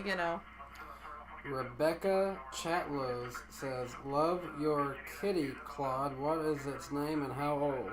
Shugs, which is his name, which is kind of got abbreviated from Sugar. My sister named him Yeah, his real name is Sugar. Sugar, but I guess over the year it just got a shortened to Shugs, which it's kind of such a strange name. But whatever, I didn't name the cat. I had my own cat for a while, and so she had picked out the cat. She named the cat. became our cat. Was my family cat. We got him when I was a freshman in high school, so he's going to be 11 this spring. But anyway, so he just kind of became our cat, but he is definitely a family cat. We've had him for a while. But he seems to grow very fond of Daniel, I think, because Daniel gently pets him and lets him have a space, whereas I just love to pick him up and hold him, and he, as Daniel would say, he doesn't like that. All right, we're green. We didn't even notice that. Bowman to the lead. Yay! We finally have 2 lanes for a little bit. For a little bit. Seeing Bubba in the McDonald's car, Dude Newbie says, anyone think the new Bubba Wallace and McDonald's merch is terrible? Good concept, poor execution, especially the short sleeve hoodie. I don't think so. I thought those short sleeve hoodie looked good. It's not something I'm going to wear because, obviously I'm not a big Bubba Wallace fan. Sorry, that sounds horrible when I say it like that. He's not my number one favorite because I'm a Bowman fan. Yeah, well, that's with anybody. You're not going to buy somebody's merch. You're not going to randomly buy, like, Joey Logano merch. But one thing I thought was cool, bye, Shugs. One thing I thought was cool was they made a jacket, and in the inside, it had a pocket for a large McDonald's French fry. I'm like, is someone really just going to be casually walking around with large McDonald's fries? Yeah, I know. I did see a lot of comments about how they brought back the old school McDonald's racing logo. Did you notice that? Yeah, I noticed that. Which that was Harris Lou had a lot to do with that thing. So, which that doesn't surprise me knowing him. I really like the T-shirts, short sleeve. I mean, like I said, like we had said, I'm not gonna buy it because that's not my driver. But if I'm just reviewing the merch, I thought the T-shirts looked good, and the short sleeve hoodie looked good, but the hat, I don't know, it's got too much going on for me. It's got all these little logos on it. Did you see that? Yeah. That's just my personal opinion. If I'm just he got started. Okay. So now it is between Biffle and Hill. Well, good, because I was hoping at least there would be some kind of a battle. But yeah, that's just me rating it. But it is kind of neat just to see in a lot of new merch, Yeah. So far, they're still saying 2x2. Bowman just kind of went back out to the lead, but Logano was there for a little bit. He was kind of making that high line work a little bit. But now Bowman's back out front. Look at that gold foil number on the 21. Gosh, that takes me back to Neil Bonnet. Oh, wow. It's one of those reflective That numbers. looks good on that car. Yeah. I know Brad had one of those reflective numbers. Yeah. I don't want everyone to go reflective, but No, 'cause that's too much. If it works, it works. I guess it's what, a chrome, maybe is that Yeah. the proper name? I just think chrome numbers are going to look better at nighttime. I know Christopher Bell in the 20 has it on his too. Yes, I saw that And online. I don't think it looks that good on his, honestly. It's like what like silver. Like a true chrome. Yeah, I was gonna say like a chrome color.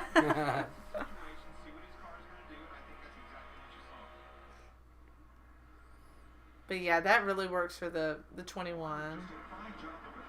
Which, like they were saying, that was a thing. Like the 21 did have a chrome number, like back in the day.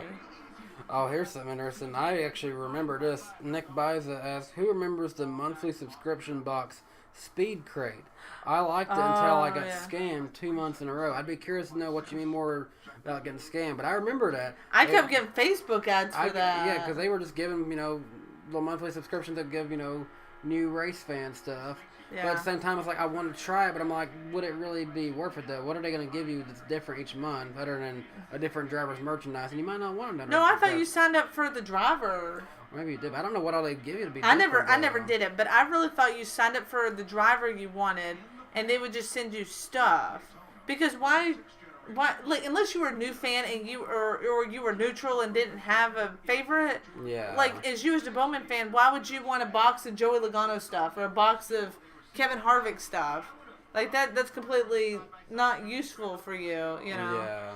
It's not useful. So it's like I said, unless you're neutral and didn't have a favorite, then sure, take a Alex Bowman T-shirt and a Kevin Harvick sticker and Truex koozie, Yeah. But also at the same time, I never wanted to sign up for it because I just feel like I was going to get stuff I didn't necessarily need. Like, I was going to get a bunch of stickers or koozies, and I don't use stuff like that.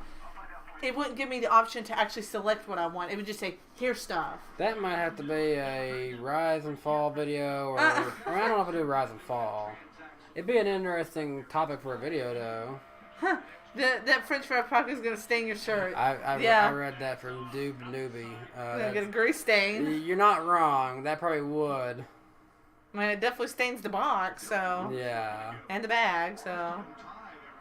Especially if you got them fries hot, not hot and greasy like this. Okay, can we go DoorDash this right now? That's making me hungry. Well, hey, we'd be supporting Bubba Wallace in 2 ways then. Yeah. Which I gotta say, I kind of like his new DoorDash car for this year. Saw it at the Clash. I thought it looked pretty good. Ty Dillon back out in the Black Rifle Coffee car. Hopefully he's not a wrecking ball this week. I know. You're already in the race. Chill. Yeah. These guys, they look pretty racy right now, side by side, 2 rows deep, about 8 or 10 rows. And I can't help but to think that that's due, in fact, of the pairing that I see. You know, a lot more parity within the organization. Well, that's kind of an interesting, debatable question. Okay. Who Doob Newbie asked, who is starting as this year's most hated driver? Think Hamlin surpassed Kyle Busch, but Harvick could be close for third. I would lean what I saw at the Clash, even though, yeah, Harvick got into with Elliott, and I didn't hear many boos for him, honestly. No. I would say that it is probably still Kyle Busch. I think his boos were louder than Joey Logano at the Clash. Mm-hmm. We have 18 drivers separated by basically about... Caleb Hamilton asked DannyBTalks, where were you sitting at the 2017 Fall Martinsville race? Me and my father were in turn 4 near the top. We were right kind of at the beginning of turn 1. Yeah.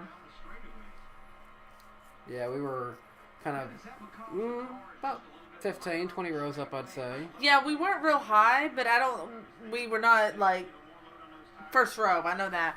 Yeah. Yeah, I would say that's fair. I mean, it's been now, 5 years, so I don't know exactly how high Yeah. in the stands we were, but that sounds about fair. That, like I said, that's a goal for this year. When we went, which it was obviously the same race as he went, it wasn't in the same position it is on the schedule as it is now. And being that last race before the championship, it just, so many people are desperate to, get that those final spots, and so it's just so exciting to see, kind of just, it's always dramatic. It has been for the last couple of years, and I'm like, I just really want to go back. Yeah, and that's the only track we've been to where there's not a vlog to kind of showcase a trip from there. Yeah, because all the tracks that we went to before you had a YouTube channel, we have been back, so there is some kind of document. Yeah. Like, we've been to Bristol and Talladega before he was, before you had a channel, but we've been back there, so there's documentation is a video to go along with that. Of that track. But Martinsville is the only one we don't have it. And when we went, it was very pretty in the fall. Like, there was a great overlook. It was very beautiful to go to that. At least the direction we came from, which we were coming from Knoxville, so East Tennessee, which that will be the same direction we come from. Yep. If we drive, I guess, depending if we fly, there. We'll see which way it takes us. I just got a text from my mom. It's raining so hard out in East Tennessee that she can barely hear us on her. She's watching it at home.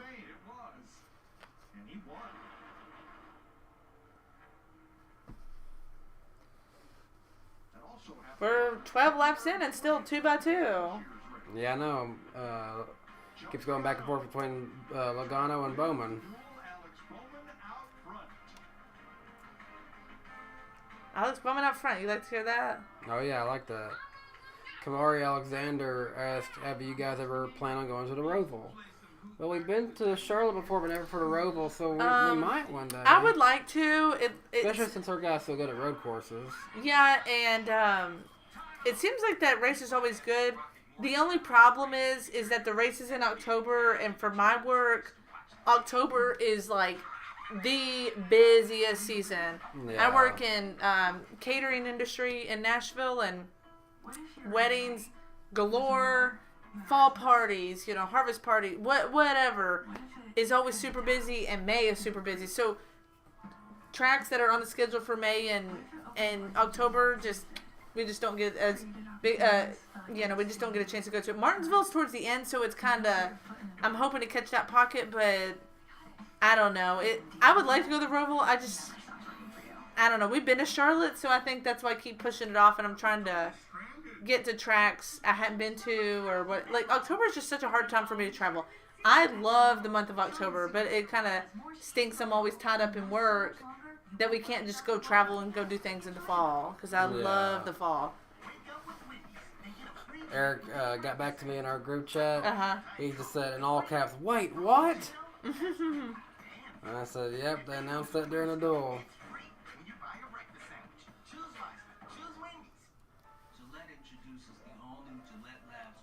Yeah, Eric is a big Matt Kenseth fan. Yeah. I feel like he's going to become a Ty Gibbs fan a little bit. I feel like that. But he'll always be a Matt Kenseth fan. Yes. That's his number one dude. Kind of like me, I'll always be a Dale Jr. fan. Yeah.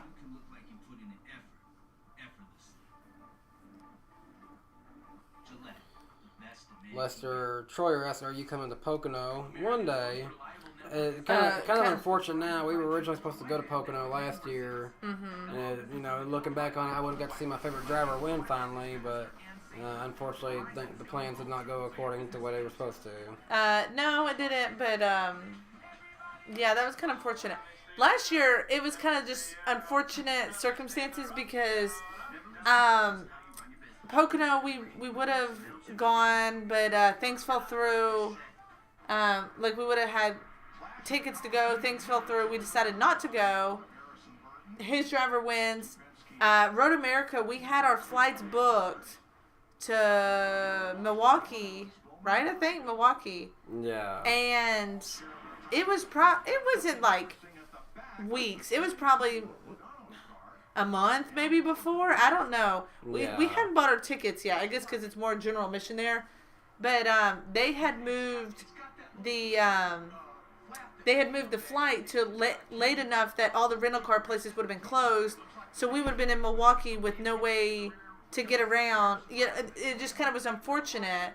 So we kind of was like, well, we won't go to Road America. We'll just, take a little weekend trip somewhere. And then my driver ends up winning Road America. So there was twice last season we anticipated going to a track, didn't work out, and our drivers won. So that is kind of unfortunate. But I have seen my driver win.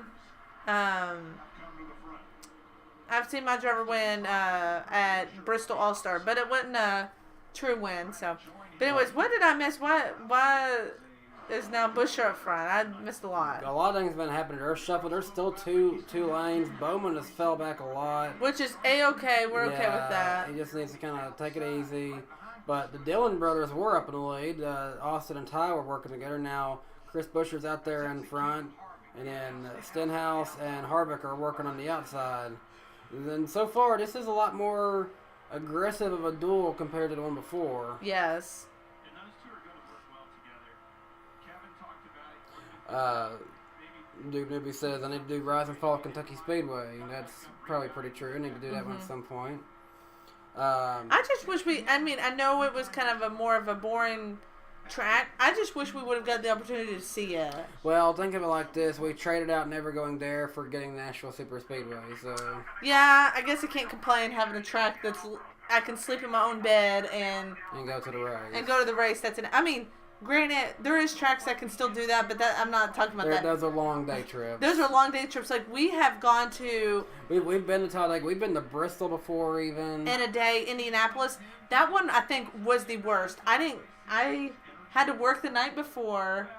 I think by the time I showered and got in bed, it was like probably midnight, and we got up at 3 a.m.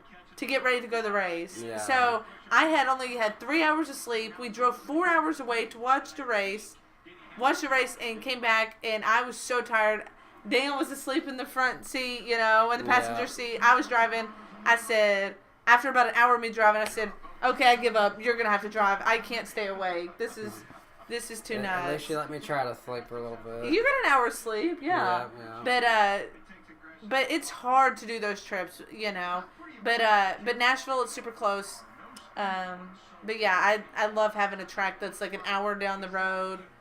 Sleep in our own bed, you know, just get up and go to the track. It's and the staff so at nice. Nashville Super Speedway are really good, especially like Oh, the yeah. inner management. Like, we have pretty good rapport with track president Eric Moses. Like, in fact, we actually saw Eric Moses walking out of the LA Coliseum and came up and said hey to him, and you know, I shook his hand, said how's it going. Claudia's like, he's like, I want to hug you, so he actually just hugged Claudia, Which I thought was kind of strange. It's like he's worked more closely with you. I'm like, I feel like a handshake is just appropriate. You know, I don't. Yeah. I feel like a hug is more.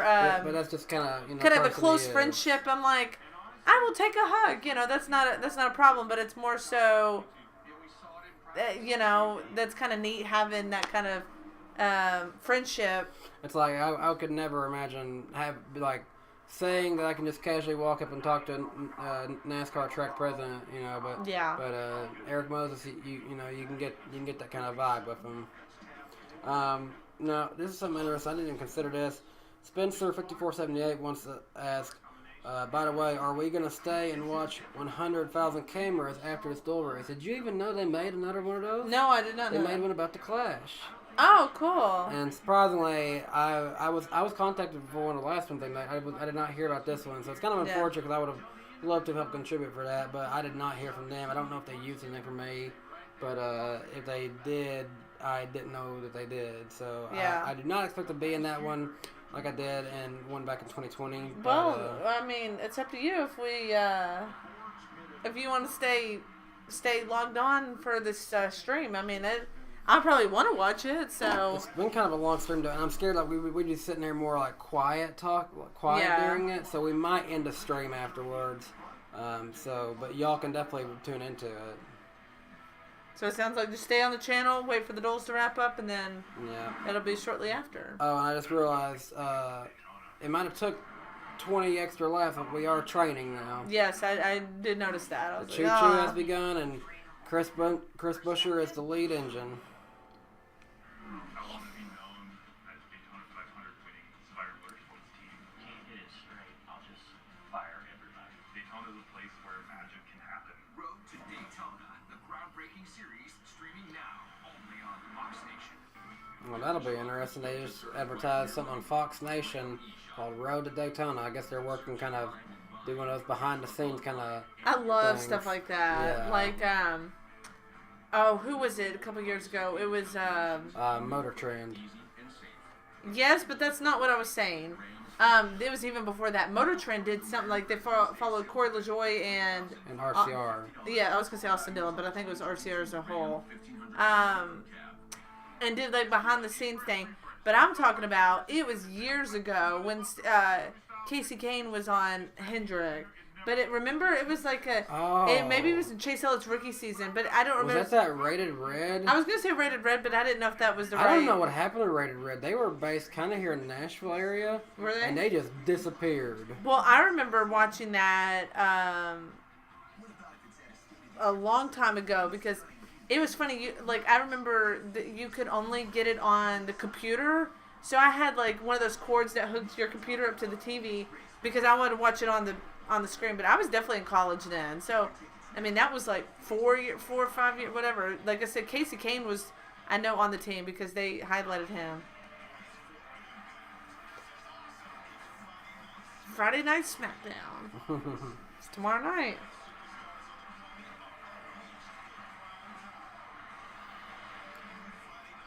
I'm kind of confused by this comment. Dude Newbie said, short rise and fall, Ty Gibbs 96 car. I don't think he was never in a 96 car. Well, I have no knowledge of that, so I can't speak Yeah, on I don't that. think he was ever in that car.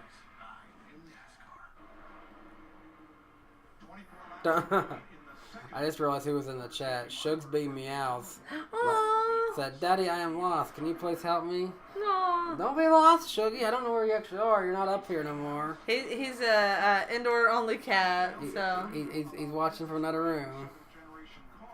Leaving a comment. Shug's leaving a super chat. Say buy me some Meow Mix. Stenhouse looking up at his And he leaves a super chat and says, I told you I contribute. I do something around here. I contribute to the channel. Okay. When you said that, I was thinking meant Dylan. No, they said Gibbs, but they meant Dylan. That's what I'm saying. Yeah. When you had read that, I'm like, maybe he meant Dylan, and he confirmed that. So Yeah. I guess if you think of a Ty and a Toyota, it's probably Ty Gibbs now. So yeah. And you can flip it over. My wife's car, you can do that, and I'm telling you, I go old. all right, hop on board the train, y'all. Here we go. Choo choo. Okay, we're closing in on halfway through this duel. I hadn't been watching as much as the last one, so I need to catch up. So, looks like Biffle should have it in the bag. Like, he's 9th. Yeah, and even then, I see Jacques Villeneuve on screen more than the other guy, Timmy Hill. I think he's, 21st or something? And Bowman's doing exactly what he needs to do. He's just hanging out behind Cody Ware in the last car in the lead lap, so he's doing exactly what he needs to. Doing some pit stops. Yeah, the Toyotas are in. Oh, someone got messed up. Denny Oh, Denny's crashing. No, he's not crashing. Well, he's spinning. He got knocked into the grass by somebody. but it's going to hurt the Toyotas. Oh, he's driving back in the grass. Their guys. What happened to Denny?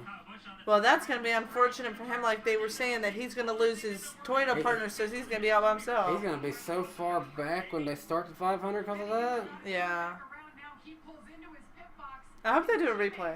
I want to know who hit him. Was it his own car? Was it Bubba who did it? They work the left side of the car now, so he's way off the pace, as you guys said. He lost his running mates, and now he's down on the line. Let's see what caused Hamlin to lock him up. Yeah, we're about to get a replay. Pit road. Let's see. It might have been Bubba. You can hear it in the drive line. I heard it coming through. No, he did that to himself.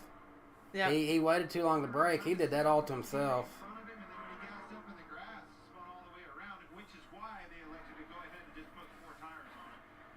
And you can Yeah, that was. Luckily, he didn't wreck into Truex. Yeah. Yeah, but that's totally what it was. you can actually Wow, that was a mess. this car with this new transmission, the way we have it, you see, you hear it kind of bouncing, popping with that rear drive line. Car sounds weird. Yeah. Not used to the in-car view of the next gen. It sounds weird. With the occasional speeding penalty coming in, and with these new brakes with 40% more effectiveness than last year and these wider tires, he just maybe grabbed for a little too much. Well, and Clint, one thing they still have on this There's definitely going to be a learning curve with this car. Yeah. rear bars, there's a lot that goes That's what I'm going to be more interested in is, like, you know, your top guys, are they going to remain top guys, or are they going to kind of struggle to adapt for the first little bit? Yeah, that's a good question. and man, it went around in a hurry.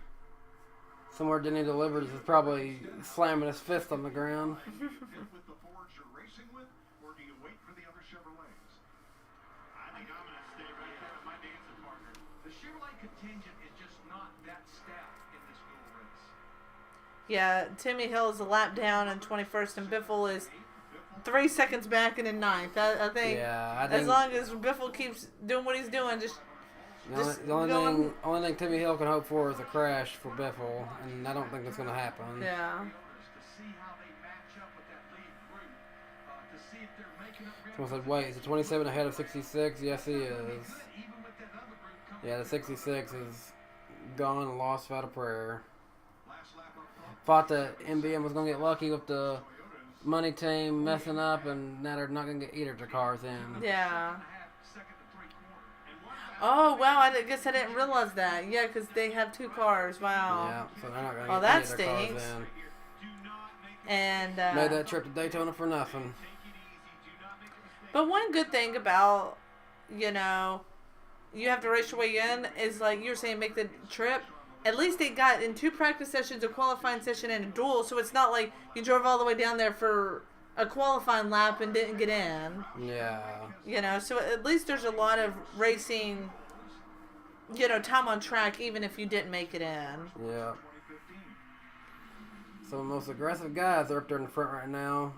Busher, kind of aggressive, can be. Stenhouse. Definitely. Yeah. McDowell and Logano. 2 weeks ago. 100%. And Harvick's up there as well. Smiles, Brad. So we're now over halfway. Yep. Other car do the same exact thing. They haven't pitted, have they?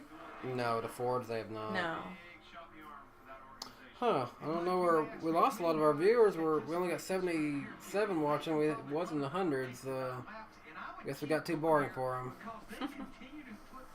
Hey, for all of you who have stuck around, we appreciate the support here. And you can always go back and rewatch this if you really wanted to. But it's definitely a lot more fun to watch this kind of stream live. Because the whole interaction thing, like in Yeah. live time, somebody could say something we can respond to.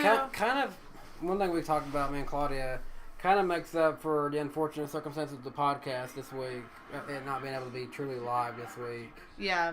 Which I think, even though he premiered it, you can still go back and watch it, right? You can still go back and watch Yeah. it. Which I need to do that because I had, I was listening to a little bit of it on the way home from work, but got a phone call and couldn't finish it. So I'm definitely planning to go back and listen to that. Yeah. Like I said, it's not the same because you can't interact in real time, but it's fun just getting to hear their thoughts and hear them chit chat, and the fact that they were all, the rest of them are in person, so that Yeah. was neat. Yeah, we'll hopefully have some other in-person streams later this year. Well, he's in a really good situation. They are going to come right here, and he's going to. All right, the Fords are coming in now to pit.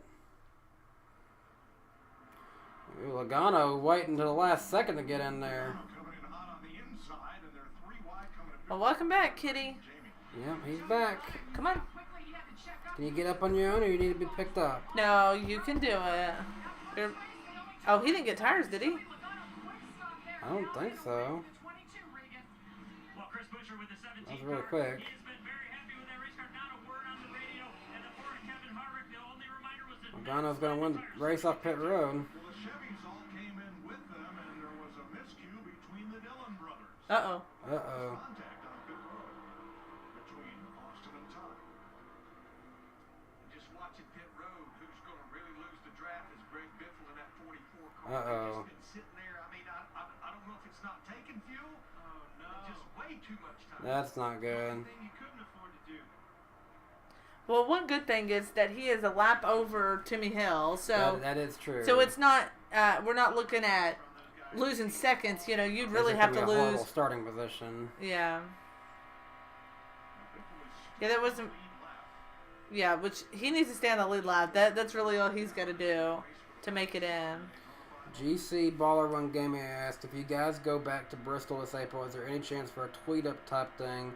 I'd love to meet y'all. Maybe. Just depends on really who all we're going to be there with. We will. I was like, we're not going to Bristol Spring, and then I realized that was the dirt race. Oh yes, we will most likely be there. Yeah, we will be going to the dirt Bristol. The one we're probably not going to is the night race, just because it's hard to swing two the races at the same track in a year. But the dirt race being such a novelty, definitely. But I know we will most likely be there, and I don't know who. Well, Jarrett's probably going to be there. I think so, yeah. Because he bought his ticket last year during the race. Yeah. So he will most likely be there. Darian might, just because he lives so close, he might just hop in the car with us and Yeah, just and say, go. come on. That's, like I said, all I know. But I mean, y'all haven't really discussed that. Yeah. Nicholas Gray asked, where is Rowdy? He is currently running in 8th place. Yep. Quite a moment for Danny Hamlin. Come on, Kitty. He tried to get caught in pit Come on. He has recovered, and he is Come on, Kitty. You can get up here. Yay. He's back, y'all. We're squishy fish. We're squishy fish. Okay, that's enough.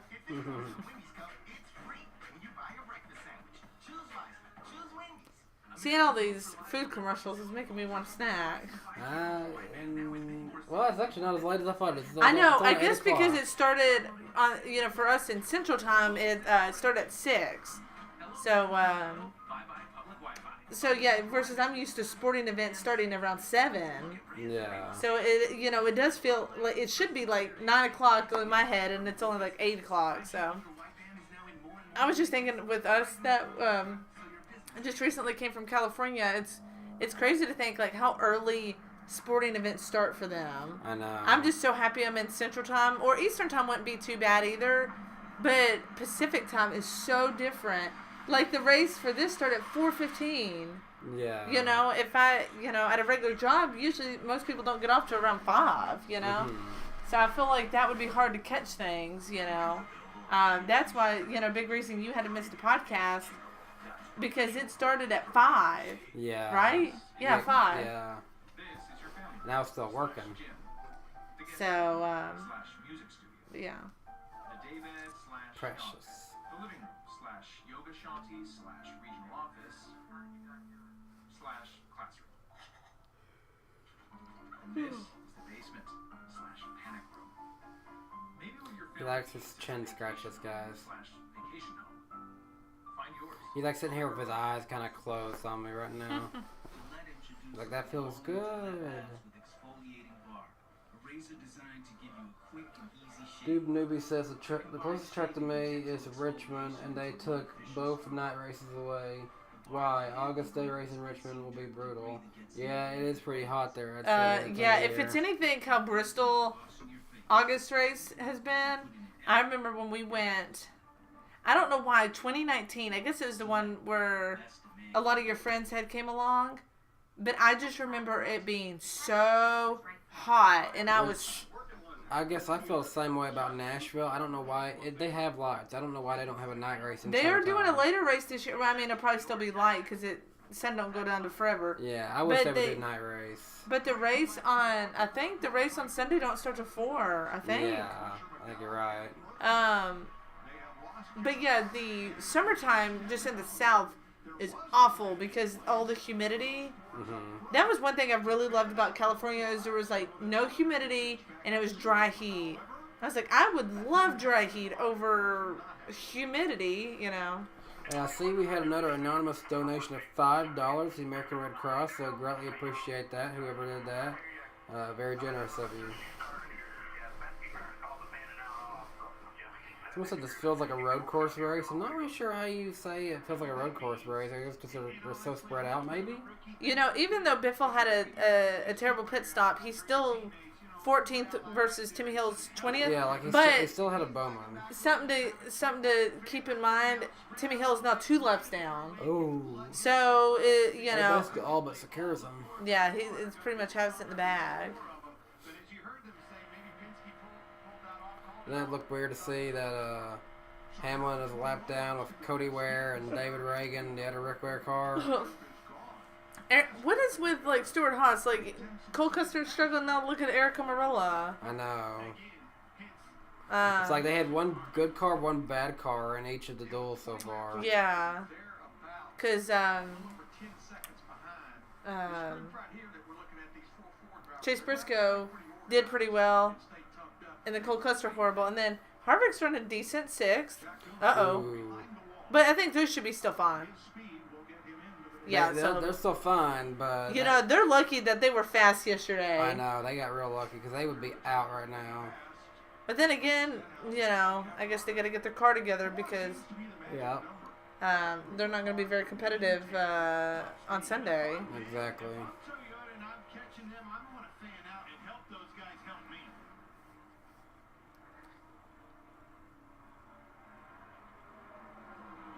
Oh, this is who the anonymous donor was. It was the person behind the Shugsby Meows account. Greatly appreciate whoever did that. It says, Shugsby Meows, I donated to your charity, Daddy. Those storms were very scary. I remember. Thank you, little Shuggy. Actually, no, seriously. Whoever you are behind that account, I appreciate that.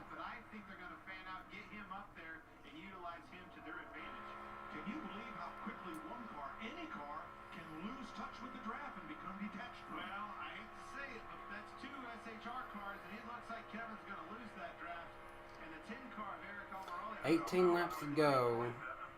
We got 4 Fords out front. that was Rodney Childers, the crew chief, to Kevin Harvick. I don't know if that was to Kevin Harvick. Now, my pick in the podcast... But that's crazy now to think in both duels, the Fords have been out front. Oh, you're right. I mean, they were fast in practice when they actually got drafted. So, yeah.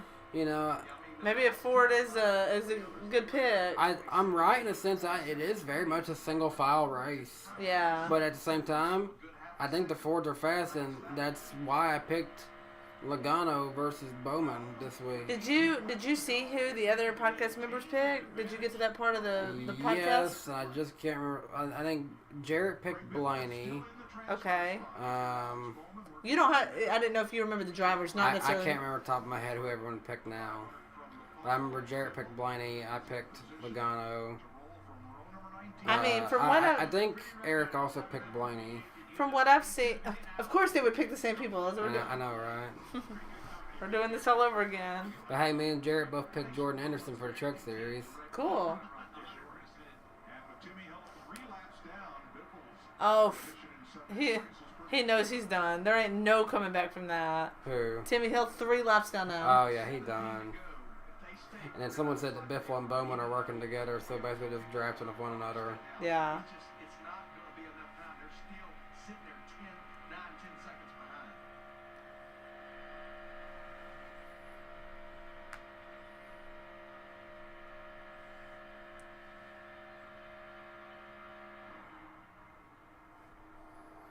Isn't it funny how YouTube works that we're able to sit here and watch a race of like 60 something other people? Yeah. Like, it's like there's 60 something other people in this room we're sitting in. Yeah.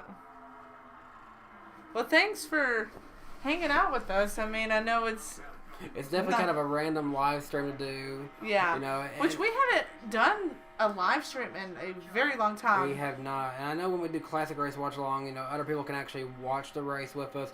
Obviously, for copyright reasons, we can't show this one. I'm sure you guys know that and understand that. But you know, for us, it just literally just be us, just hanging out, watching, and with little Shuggy popping in every now and again and leaving for a little bit. You know, it's pretty fun. So we appreciate everyone who decided to stop by. Yeah, I think that was our goal during the off season, is to do more race watch-alongs because there was going to be no racing on TV.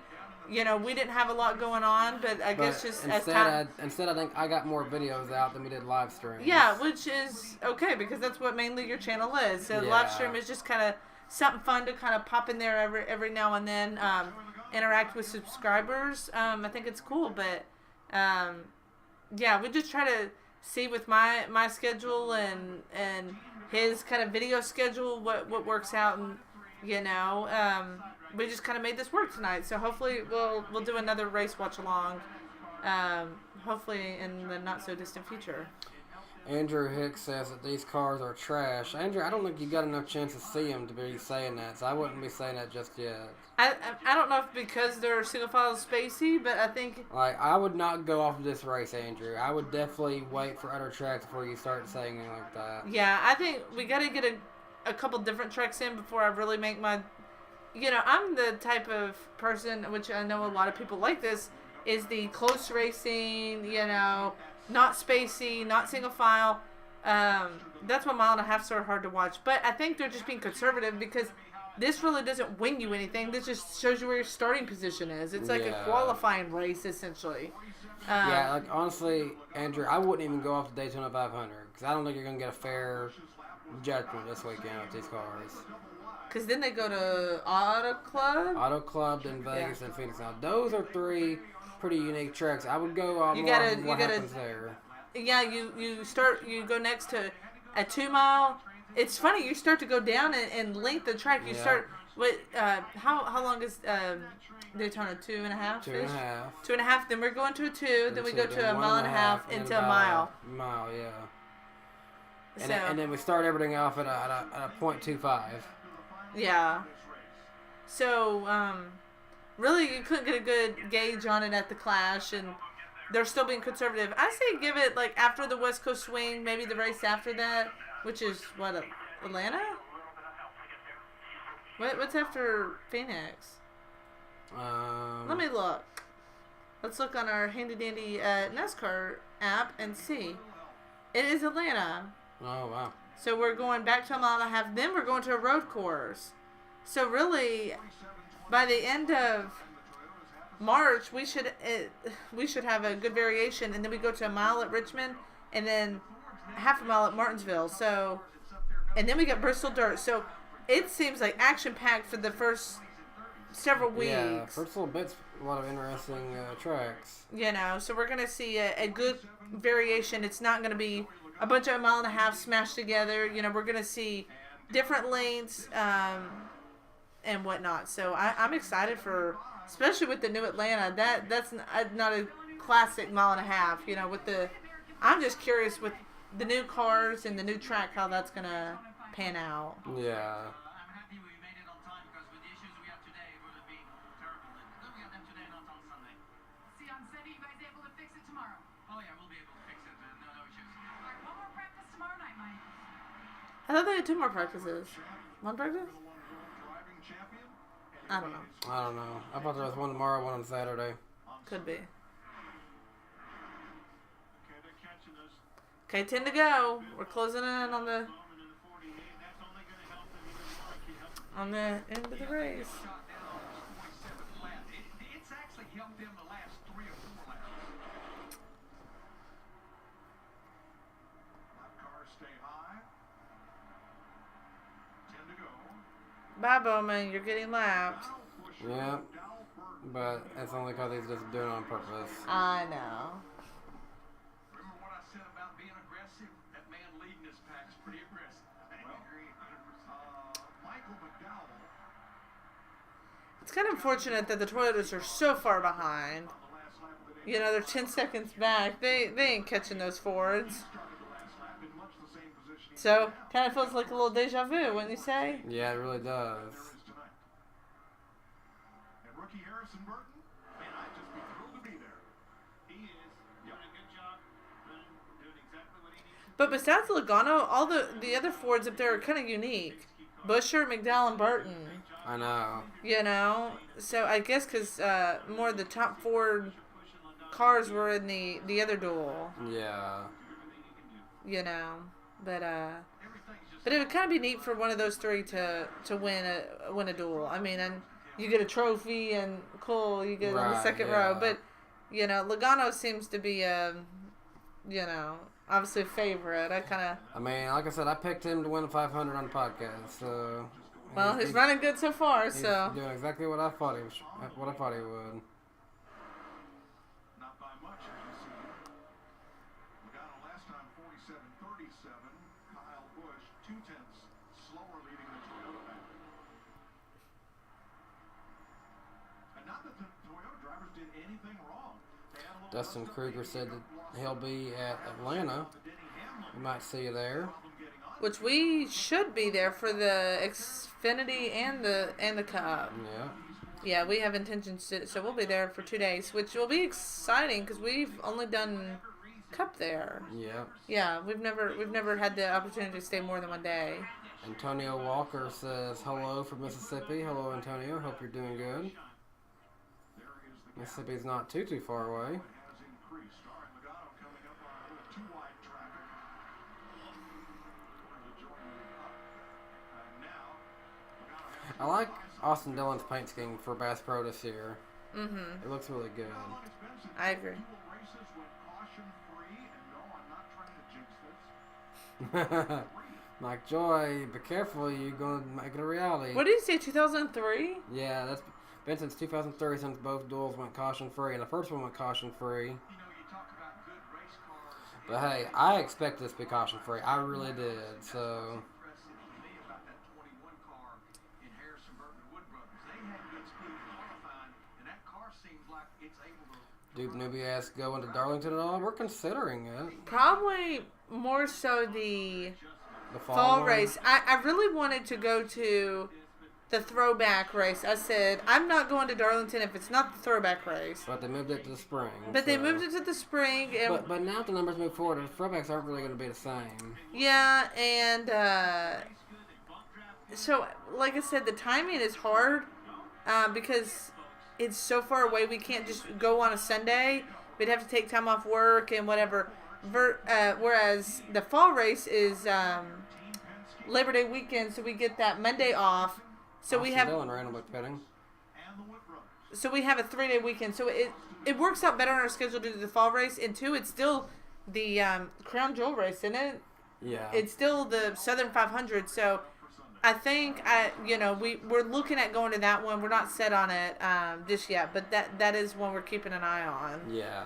Because we're like on our bucket list is to make it to every single track on at least the Cup schedule, which is going to be hard because they keep changing the schedule. But Darlington is I think one of the last ones in the Southeast that we have not gone to. Darlington, and if you want to count Richmond, I guess in the Southeast. But if we have a little map and that's like one of the holes, I'm just like, I'm ready to fill it. I'm ready to go. So we'll see. All right, this will be interesting. The last duel come down to an RFK car, 2 Penske cars, and an Outlier Ford. Here we've got Chris Buescher, the RFK, and Joey Logano, and kind of Harrison Burton as the Penske cars. And then you've got Michael McDowell as the Outlier Ford.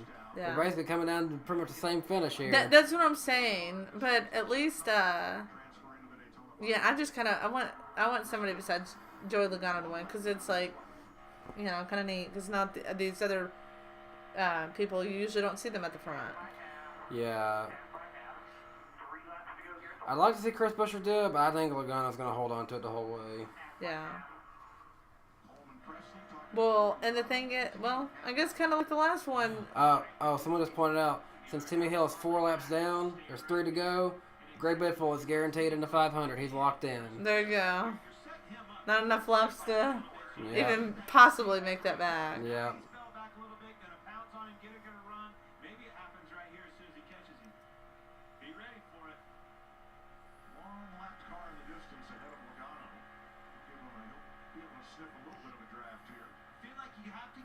Shuggy, who do you think's gonna win? It's like my daddy picked Logano, so that's who I say. Oh, we need tires. Okay, that's why he. Okay. Is anyone gonna try anything? Because that last duel had more of an interesting finish. This is so far just riding along.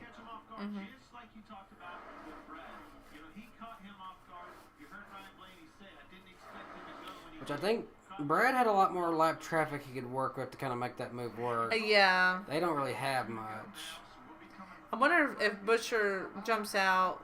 I feel like McDowell would go with them. I feel like he might.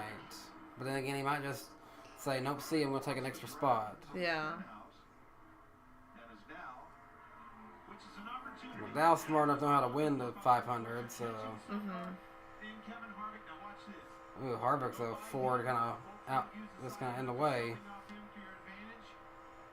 Alright, white flag here. What are we even looking at? I don't know. That's what I was yeah, like. What am I? They did bad as a camera there. Does Chris Buescher have a move? He's now backed up to McDowell. All right, what you gonna do here? Oh, he's got. No! He's. Oh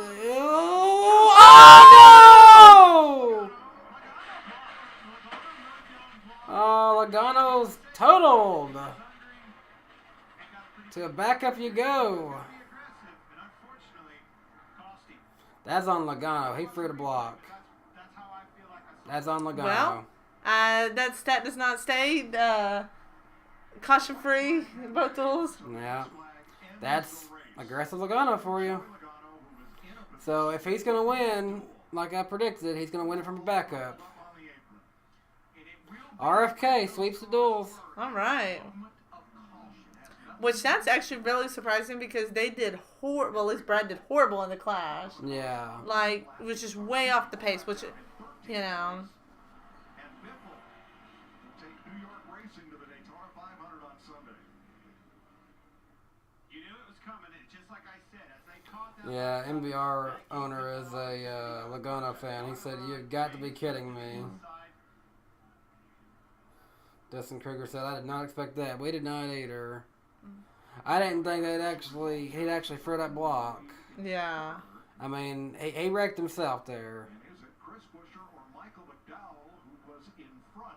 Oh, I guess it's not RFK yet. Yeah, it's not over yet. Officials, they have a button they hit that illuminates the caution lights and freezes the scoring. And then NASCAR also uses video evidence I mean, Chris Buescher had a great run going there. Logano did not need to throw that block right there. Yeah, so he's going to try to go around the 15. Yeah, he's trying to use the 15. It's kind of like some side draft and make the run. He's coming Buescher down. got slow. Oh, yep, that's exactly. Yep, that was on Logano. That's all on Logano right there. I knew Joey moved down to make a block. You knew he was going to Entirely on Logano. for it, and unfortunately got turned around in a wreck. We'll take a second look. I want to see when his caution come out too. Yeah, because it's really Dives to the inside. Buescher and McDowell were close there when the caution come out. Comes down and they collide. McDowell's lucky he didn't get collected in that. Dowell slamming on the brakes along Wow. they get I thought. when does his caution come out? 'Cause Okay, I think McDowell put his brakes on enough. I think Chris Buescher was always ahead of him. Yeah. I don't think there's a question about that. Buescher was always ahead. and 17's your winner. RFK sweep. Wow, that's not what I expected. Yeah. I'm getting a thumbs up over here, boys. Chris Buescher, number 17, your winner.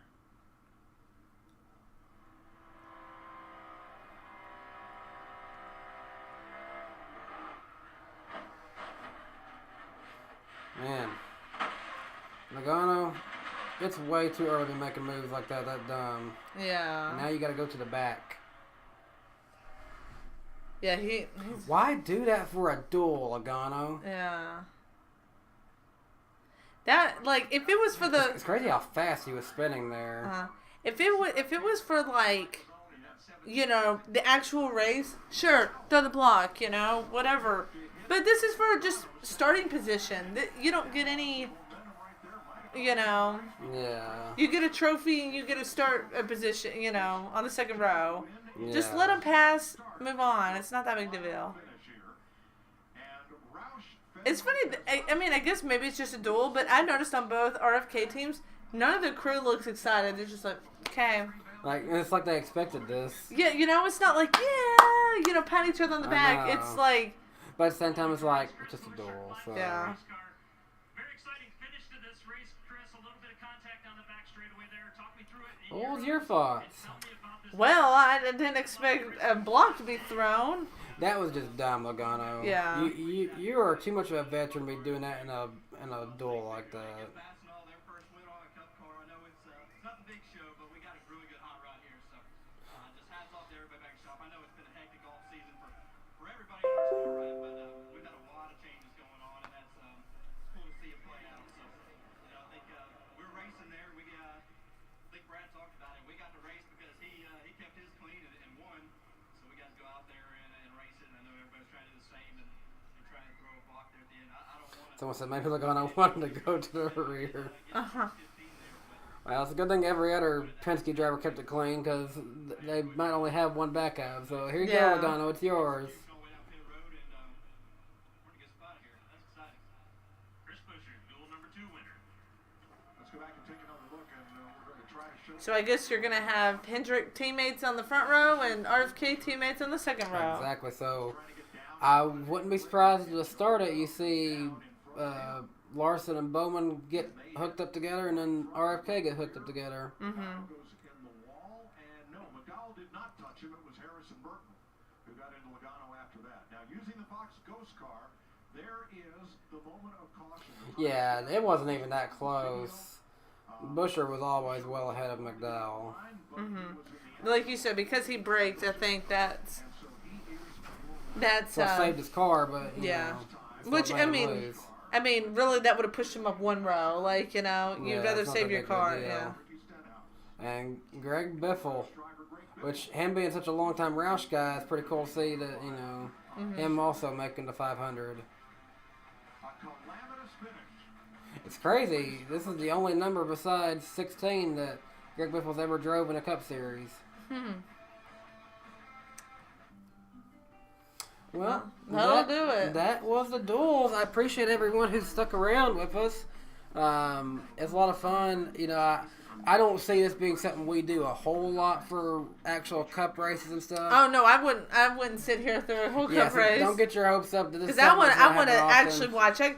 This was good because it was kind of everybody just kind of, you know, did play what am I saying? Race conservatively. Yeah. There wasn't a lot of action until that wreck right there. Yeah. But on something, especially like the 500, I want to be tuned in, watching actively. But this was fun, So if there's a race that maybe is even boring or something like that, maybe we can do one of these, like those kind of mile-and-a-half ones, maybe. Yeah. But or a lower series race, we could do one, But let me ask you this. We know who we want to win. I want Bowman to win. You want Elliott to win. Yeah. Who do you think will win? Because after him wrecking today, I can't say I'm confident in Logano pick to win like I am now from the podcast. Yeah. But realistically, I might actually say Brad Keselowski might win the Daytona 500.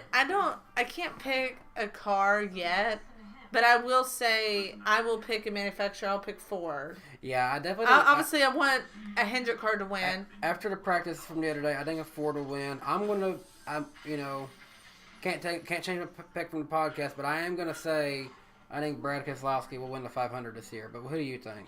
Like I said, I can't pick a driver. Oh, yeah. I don't know. Ford has looked really fast in practice, and I thought maybe it was just drafting. They all just came out together, drafting partners. But after seeing them, they've worked really well together. They've got speed. I think it's going to be a Ford. Obviously, I want Chevy or a Hendrick. But also, it is Daytona. You have to remember that. You can be doing all the right things. Somebody throw a block. Yeah, like Logano did. And stuff is out of your control. But yeah, I'm always like places like a super speedway because it gives those chance for an underdog team to win, like Michael McDowell. Like that was like the best season ever for him. Yeah. So I like seeing somebody like that win. So I always root for those people. So we'll see. I'm excited. Yeah. The boss man come over and congratulated Busher. Yeah, he's already got his fire suit off and he's in business clothes. Yeah. It's RFK gear. Well, hey, speaking of business, we're going to go ahead and close it up here from the DannyBTalks business here. We appreciate everyone for coming out tonight. And if you haven't, make sure you're subscribed to the channel. And we've got another video here on the channel posted earlier today giving my thoughts on what I think the Daytona 500 is to expect based on the duels. I think I'm pretty well accurate so far. I would say so. I think train racing is what we're going to see on Sunday. There will probably be a big one. You still can't avoid it, but I don't think it's going to be a whole lot of them. I think train racing is what we're going to see on Sunday. So until next time,